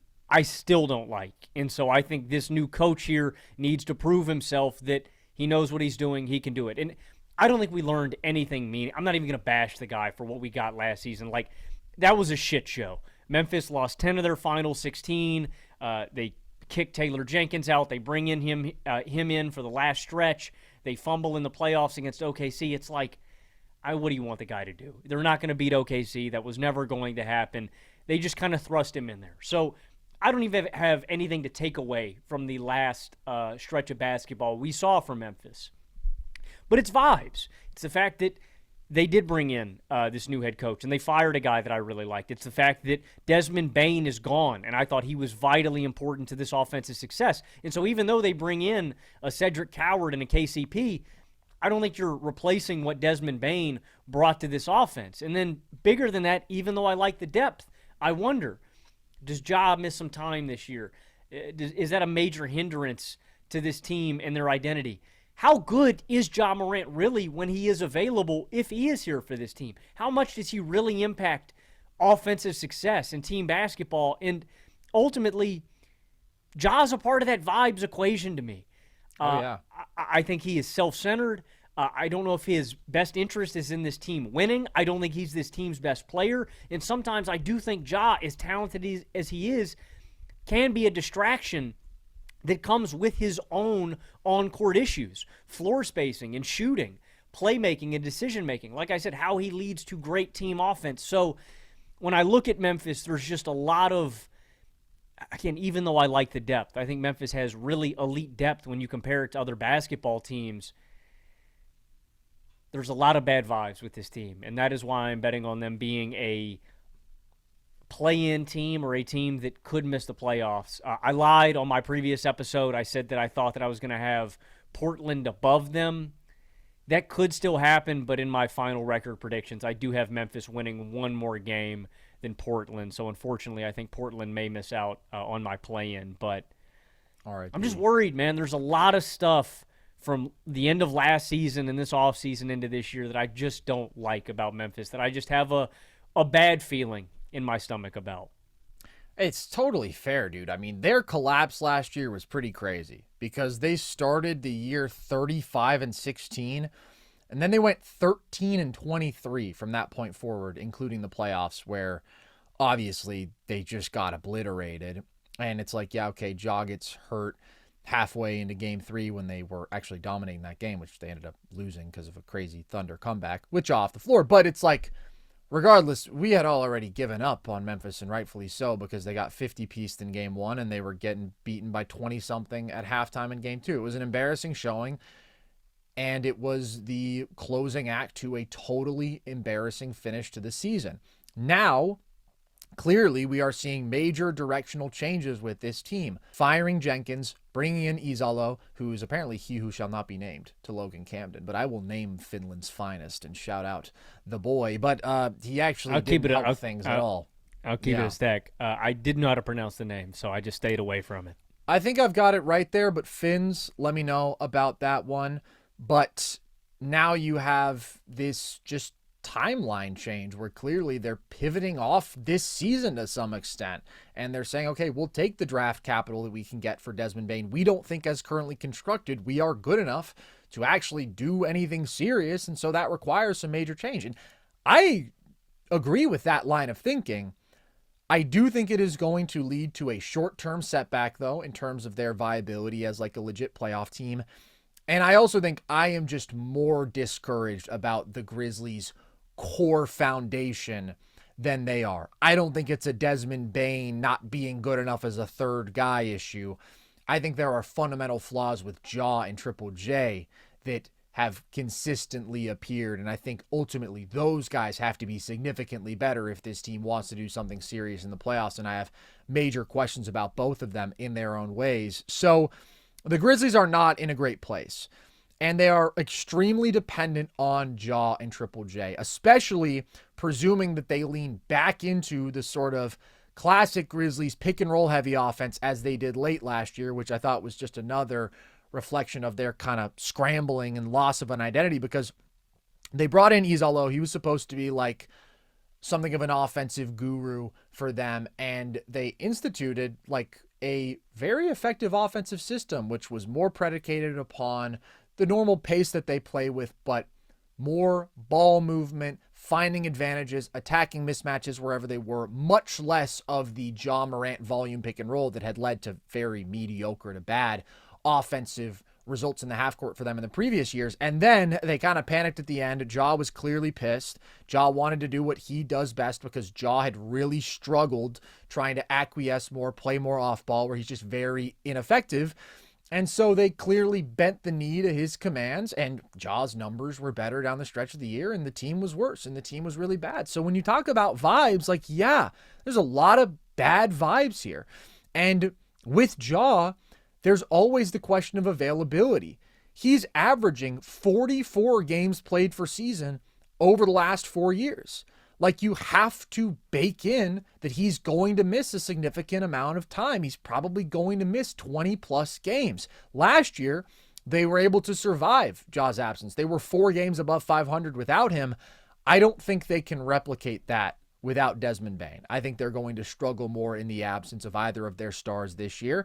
And I think they're going to miss Bane. Like, he had a brutal playoff series, but what he did bring as another ball handler, as a guy who did have legitimate ability as a creator, who was an elite shooter, both as a pull-up shooter and off the catch, a guy who was a pretty good playmaker, who was super effective in transition. Like, he did a lot of good things for this offense. And now if they are going to go back to being more reliant on Ja pick and roll, that's creating like 0.95 points per possession over the last couple of years. That's like super average pick and roll offense, and it's just not great half-court offense. So now they're going to be even more dependent upon Ja's creation when you look at the starters, because they've lost a ball handler in Bane and like a legitimate high-end offensive player. Triple J is a lethal scorer, and the leap that he took this past year, I mean, becoming one of the premier mismatch attacking, scoring big forwards, better as a ball handler, his touch was so money. That's all great. And then you get to the playoffs and it's like, ooh, if somebody can really bully him physically, if you get a low center of gravity guy who he can't move, who is super feisty, physical, swiping at the ball, bothering his handle, you can really give him trouble. And if you mix in some doubles as well and you test his passing, you can really give him trouble. And that's just where I wonder if teams are a bit more aggressive and better prepared with their coverages for Triple J throughout this year. Not to say that you can replicate what OKC did to a T. There's not a lot of teams that have a 6'5" guy who guards the post like Alex Caruso. In fact, there's none of them. He's the only guy who's doing that in the NBA like he does it right now. But there are clear weaknesses with Triple J that will be tested. Their shooting, it's just okay. They'll miss Bane there. I think they'll miss Bane in transition. They're always an up and down team. Ja is part of that, but Bane was also a really good transition player. So offensively, I think they take a step back, and their defense fell off a cliff late last year, dude. I mean, that was just appalling with this team, where that's always been a huge part of their identity. They finished last year 10th in defensive rating, so it looks like they were pretty good defense. But after January 1st, man, last 48 games of the year, they were 19th in defensive rating. So they just totally let go of the rope. They lost their identity. They fell apart. I do think we'll see a bounce back defensively. Maybe they won't finish higher overall in defensive rating than 10th last year, but I don't think they're going to pick up where they left off in a bad way from the bad form they were in defensively last year, because KCP definitely helps there. I mean, this guy, with some of his offensive issues this past year, nevertheless, like, is one of the better point of attack, screen navigator, transition defenders. He's just a very good defensive guard. And you bring in depth pieces like Cedric Coward, who I think is so damn good as a do-it-all wing. And defensively, I mean, crazy measurables, right? Ridiculous length, good size, versatility. I like him immediately playing a role here. Vince Williams, who I thought had a really good 2024 season when everybody was hurt. He was hurt for most of last year. He never really found a rhythm or a role with this team, and he just wasn't available for most of the year. I like him defensively and as a versatile wing, so you get him back for a full season. You get Jalen Wells back, who was a quality point of attack defender for them and a hound and a high motor guy. He was hurt at the end of last year. Like, I think they are going to be back to being like a top 10-ish defense with the dual rim protector setup, which I do like. Edie anchoring the glass, the aggregate rim protection you have with him and Triple J. So there's stuff to like with Memphis, obviously. I mean, this has been a perennial playoff team in recent years, except for when everybody got hurt in 2024. But like you said, I do need to see this team get their entire culture back together, because it was a disastrous end to last season. And Ja had a really rough year, and Triple J had a brutal playoff series, and the defense fell off hard, and they abandoned their offensive identity that was mostly working. And then they trade their third best player. Like, there's no question, the Grizzlies have hit the panic button. Well, even further, I feel like this season, I wonder if Ja could ask for his way out. Like, if he just becomes so incredibly frustrated with what they've done. And that to me is where I just take a long, hard look at Memphis. And I'm like, I think they should be considering that now, because I think that is the ultimate conclusion that they are going to reach. I don't know when it happens. And I would just want to do that when you can get something back for Ja. I don't know what his value is at this point in his career with his injury history, with his up and down play and inconsistency. But that, to me, when I look at the end of the tunnel for Memphis, I feel like that is the conclusion that they are going to reach, or Ja himself is going to reach, that this is not a fit. And then there is a hard ceiling that Memphis can reach with Ja as one of their two lead guys. And again, I don't feel like he's their best player anymore. And I think Triple J is. And that's what I see. That is the conclusion that I think this team is ultimately going to reach with this core. My take is this core is also kind of doomed, and I am definitely a Ja pessimist. I have been for a few years compared to the consensus for sure. But also, I don't think there's going to be a good trade market for Ja Morant. I think when you're talking about a guy who, again, last 4 years is playing 44 games a season, major availability questions, major attitude questions on top of that, which, like, it's fair. And then when you look at just the basketball player that he is, I mean, extremely rigid in terms of his play style, which, like, last year showed as clearly as anything, because he struggled so much to accommodate a new system that was working for the people around him. But with this extreme ball dominance, when he's still just giving you average pick and roll efficiency as a creator, when still, if you get to a playoff series, it's like you can go under, you can play drop, and he's so limited as a pull-up shooter that sometimes he'll just shoot you out of games like that. I think there's a lot of reasons to really hesitate before you take Ja Morant on as a building block. I wouldn't do it. And so I do feel like Memphis is probably committed to building around these two, maybe because they know that they don't really have a great option in terms of trying to trade Ja, maybe because they do believe in these two, and maybe because that's what they've got. Like, I don't know. I don't like their future outlook. I do think they're too talented to miss the play-in, but I also do like 8 teams in the West more. I think when we talk about you got to be very good at something to make the playoffs in the West, maybe Memphis is very good defensively. Maybe it's their depth that does set them apart, because, I mean, I like the bench here when you're talking about Aldama, presuming that he comes off the bench, and some of the other guys that we've mentioned. But I worry about some of the core flaws of their best guys. I worry about them now not having a third, like, legit guy who can step up. And so that's where I land on them. I will say I'm excited about Ty Jerome here, because I thought that was a hell of a buy low move by them. I mean, obviously Ty absolutely shit himself in the playoffs, and there was cause for concern. Like, you saw how he looked against a really athletic, elite playoff defense locked in. Like, he was struggling to create separation. He was putting up some floaters that should not have been going up. But also, he was just out of sorts. I think he was just shooting the ball poorly. His touch was off. There was legitimate stuff there, but I think he also just played an outlier bad series.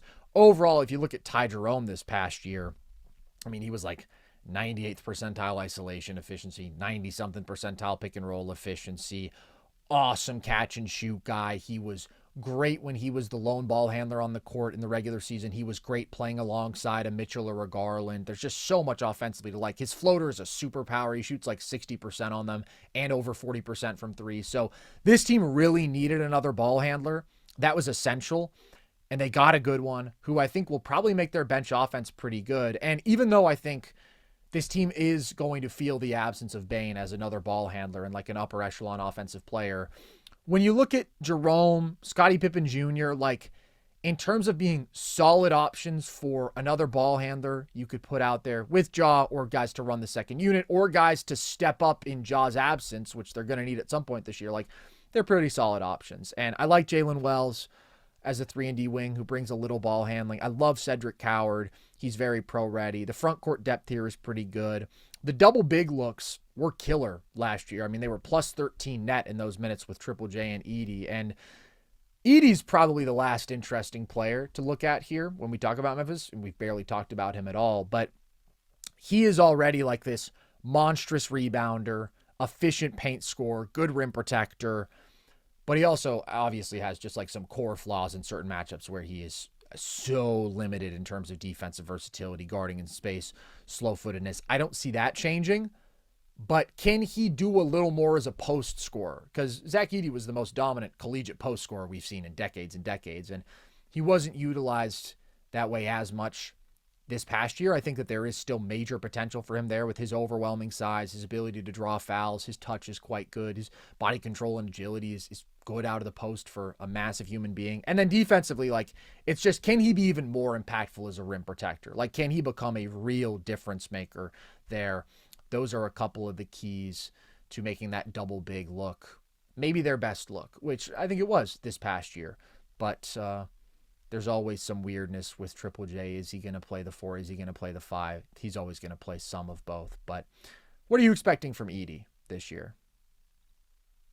I think Edey should look better. I mean, I think there are some things that are baked in with Edey that don't really get quantified in some of the counting numbers. Like, I think he has a certain level of gravity just with how big he is that helps the team offense, like dragging guys into the paint. Offensive rebounding is ridiculous. I was going to say all the rebound rate numbers with him on and off are huge. Like, he's got a Klingon level, but maybe Klingon has an Edey level, rebounding presence. Like, both of those guys are really good. Were huge selling points for both of them as prospects. And I think they should turn to him more. Now, one stat that I did find really interesting is Edey on the court with Triple J versus off. They have a 109.7 defensive rating when both of those guys are together. When Edey's on and Triple J is off, they have a defensive rating of like 120.4. So I do think that kind of speaks to like how important Triple J is to covering up for some of the deficiencies, like defending a large amount of space on the court where Edey can kind of get attacked in space. I agree with you. I think it's how often are you going to utilize and maximize his offensive skill set, which is just feeding him the ball, easy buckets. And then 2, how much better can he get defending in space? Again, he is a lumbering, I was going to say a fridge, man. He's like molasses. He is like syrup coming out the bottle. Like, he's just slow. So, yeah, it's how much can he make up for some of those core deficiencies. But he's solid, man. I think Edey still gets shit on a little too much for it's just this, like, big man. It's the aesthetics thing that you're talking about, man. It's because he's slow and he's still effective. And he is a valuable basketball player that I still think is kind of underappreciated in NBA circles. So I still like Edey. Again, there's things that you have to gimmick up to make him effective. He's still effective. Nobody likes the guy who is mostly good because he is just absolutely massive. Right, it's not a lot of fun, but it doesn't change the effectiveness, and I do think that Edey does some pretty good stuff out there, and he's always going to be productive, man. I mean, per 36, he averaged 15.5 points and 14 boards last year, and I actually think they could feature him more in their offense. That's something I'm looking for with the post-up stuff, but also, like, he's not somebody who was like a volume role man at Purdue. But, like, if that's how you're going to play through Ja, Edey's always been a very efficient role man. I mean, he is monstrous in terms of just, like, his size as a screener. And he's not the most agile when it comes to quickly rolling to the bucket. But he can be effective as a roller. Like, I just think, yes, he's this weird player who's very rigid in some ways. But he is also good and he is talented. And there are some things you can really bank on with him. And they drafted him 9th overall. And I felt like they were just kind of, like, trying to figure out what they really wanted to do with him this past year. So I'm not expecting like a big improvement from him, but I do think that he's one of the swing factors for this team. And I just can't wait to see Cedric Coward, dude. I mean, this was one of our favorite guys in the draft. I don't know how much he's going to play, but I mean, why wouldn't he be ready? He's already played 3 years of college basketball, shot 70% on twos, 40% on threes. He's just a great complimentary all-around wing. And so there's some interesting young talent in Memphis, but neither of us have them as a playoff team right now. Let's talk about the last team in the Southwest, Logan, the New Orleans Pelicans, coming off of a brutal season from hell. What are you expecting this year? Can Zion Williamson stay healthy or not? I mean, I think that is the deciding factor on how many games the New Orleans Pelicans are going to win.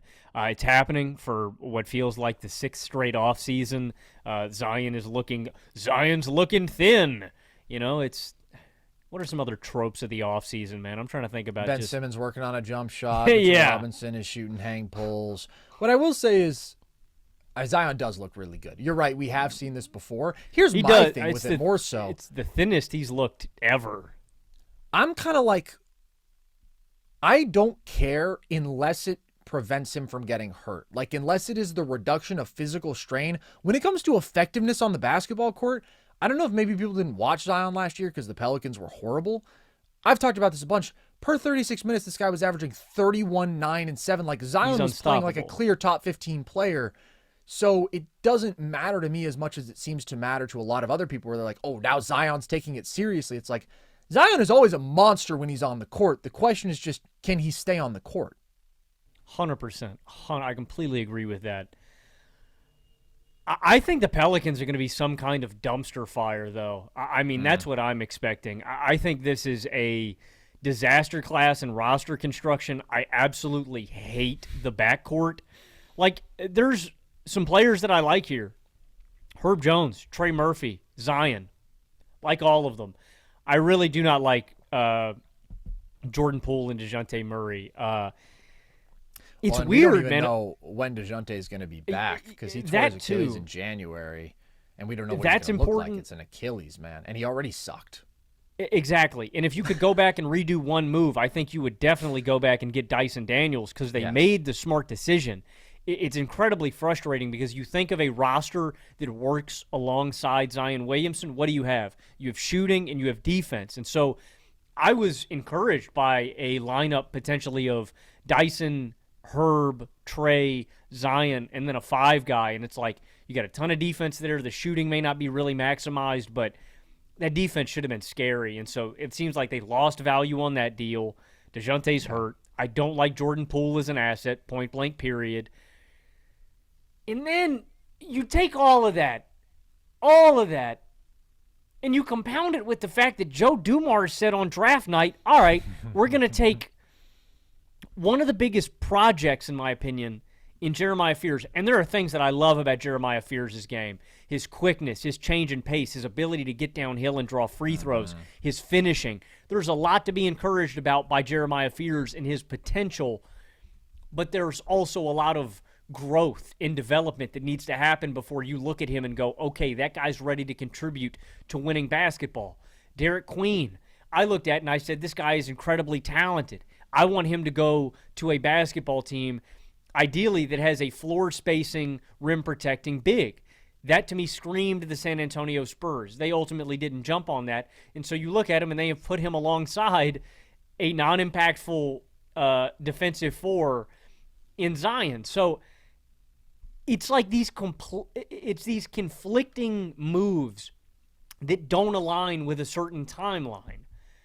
Like you get Jordan Poole, and it's like, I don't even know what the Poole deal was supposed to be because I never liked Poole as an asset after he left Golden State. But you have Zion, and you have Trey, and you have Herb, and these are guys that seemingly are ready to win and compete now, and then you add Fears and Queen, and you give up your first-round pick for next year. So it's like, I don't know, Carson. It is, I always say this about the Raptors, man. The Pelicans feel like watered-down Raptors West, man. This island of misfit toys that is even farther away from contention, that has less talent. and has younger less assets. rangy wings, and they don't have as many rangy wings. I don't know, man. I think Zion's going to miss some time again this year. I'm not buying into the Ozempic miracle work. I think the Pelicans are going to suck, and I don't think they're going to have anything to show for it next year when their first-round pick. I mean, a great trade by Atlanta. Atlanta comes away from that trade with Asa Newell, who I like decently as a prospect, not as much as Queen, but they come away with the better unprotected first of Milwaukee or New Orleans. Yeah. So I think Atlanta's going to make out like bandits. I think the Pelicans are going to miss the playoffs really badly, and they're not going to have their first-round pick to show for it. Trade Zion. Trade Zion while people are going, oh, he's skinny. I don't know, man. I think the Pelicans are going to suck. They have no path to contention. They have no future to bank on unless Queen and Fears are grand slams. I don't know what they're doing, man. I think they're going to stink.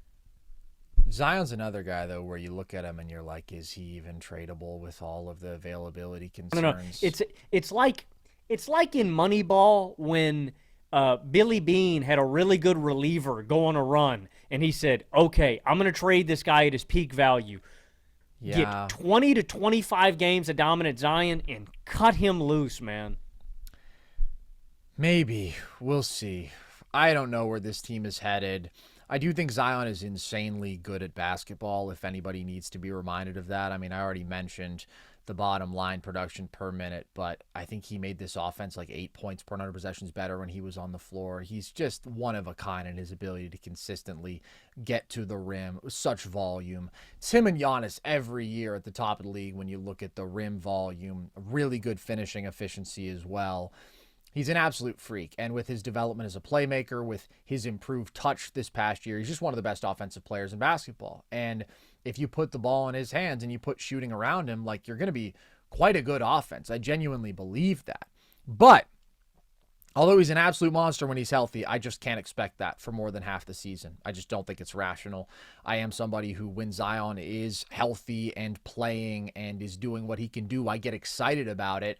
And I also have to remind myself that, like, he's probably, and this sucks to say, going to miss most of the season every year. It's just the reality. He's averaging 35 games per season over 6 years in the NBA. In 4 of those 6 seasons, he's played 30 games or fewer. And without Zion, this team absolutely sucks.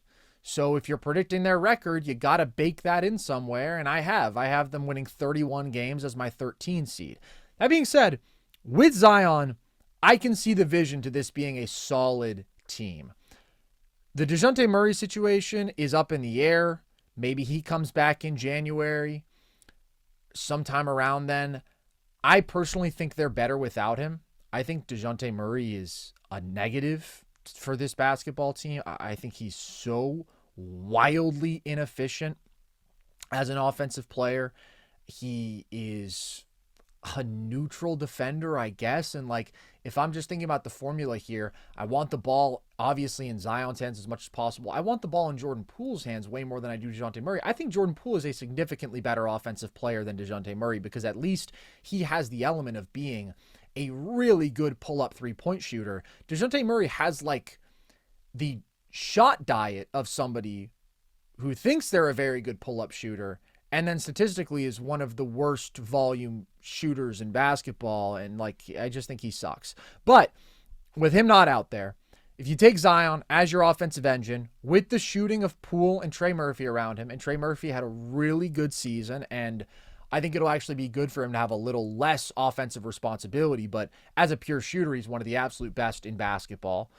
You get back healthy Herb with his all defense caliber impact on that side of the ball and capable shooting, low volume, but decent efficiency normally. Like, I like that fundamental construction of this team. No, it's not the ideal build around Zion that we've talked about, right? Of, oh, let's maximize your wing defense, maximize your shooting, point Zion. Can you get a stretch big? I do think Yves Missi is one of the weaker starting centers in basketball for sure. I think this group overall is definitely lacking defensively. Herb is like the only clear plus defensively in the starting five. I think this is going to be a bottom 5 defense in basketball. Do you? Bottom 5? I don't know. With Herb out there, man, Herb's a monster. But bottom 10, yes. I think I just think there's a lot to make ball. up for. Like, I don't think Missy is a really good rim protector. I think Zion is still bad defensively. Derek Queen is a damn near zero defensively. Like, I don't know. I think this unit's going to be really bad.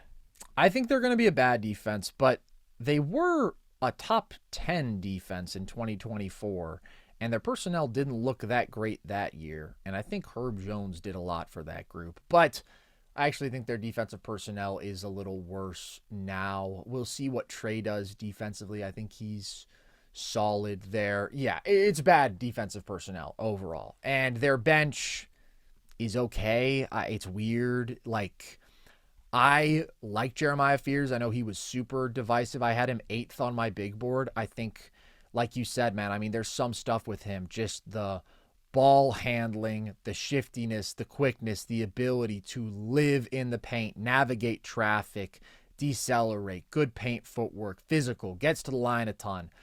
Like, he is just somebody who can consistently pressure the paint, and that's such a valuable thing. And then he's also a pretty good passer along with that, but he's also one of the youngest players in this draft, and he's a big, like, hit or miss kind of guy, because as much as he has some of these A+ traits, also you've got the question about the 3-point shot, where even though he is a very good free throw shooter and he has good touch, he struggled with the pull-up 3. He's had issues finishing at the rim. He gets there a ton, but he didn't shoot a good percentage at the rim. He turned the ball over a lot, and like sometimes the decision-making is a little questionable, and he's just so damn young. So it's like, I like the talent. I think it'll be fun to see him as like a bench point guard, see what he can do against those units.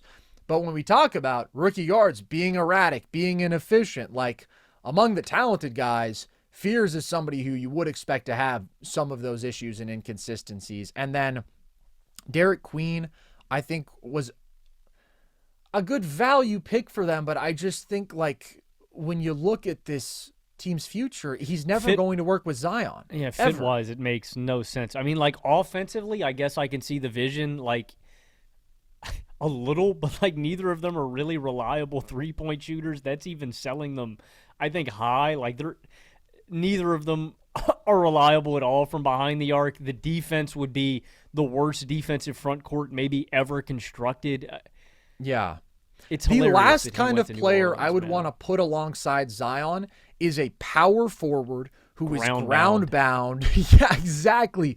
And like, Derek Queen is talented, but this is a guy who doesn't want to shoot the 3 right now. Maybe he can become solid there, but he hasn't shown that ability consistently. Wants to play out of like the mid-high post, play downhill for the most part. Wants to be like something of a hub, and he's got good passing feel. Like, he's talented, but what a fucking weird fit alongside Zion he would be. So I think those two are interesting, Fears and Queen, just because, like, obviously they've invested a lot in them. And they're both really interesting, unique talents. Like, that's interesting. But when it comes to this year, are they going to be impactful? I don't think so. Zion's health is a major question here. So ultimately, I think that the Pelicans are pretty screwed, and we've known that. Like, they really just screwed the pooch with the DeJounte trade, like you said. And you compound that with not really getting much back for BI, right? When you're basically just trading him at the end of his contract. I am good with them getting Jordan Poole back for CJ. I think that they obviously needed somebody who could be a ball handler and a pull-up shooter for them. And ultimately, those guys are of similar calibers as players, but Jordan Poole is not the guy who I would want being my leading guard for any team. So, like, I give Zion credit for being able to do what he can do as an offensive engine, but I just think they're a mediocre team that is also extremely likely to have, like, their only source of upside get hurt in Zion, probably for a while. So I'll give them 31 wins, because I think, obviously, they were terrible last year, but they should be healthier this year, one would hope, because it wasn't just Zion last year. I mean, it was a number of injuries for them. And there's some stuff that I like here, but there's also a lot that I don't like. And they are kind of a confused team, and Joe Dumars seems to not care about any timeline, which is always great. He's a nihilist. I've got them I'm a nihilist about the Pelicans. I've got them winning 25 games.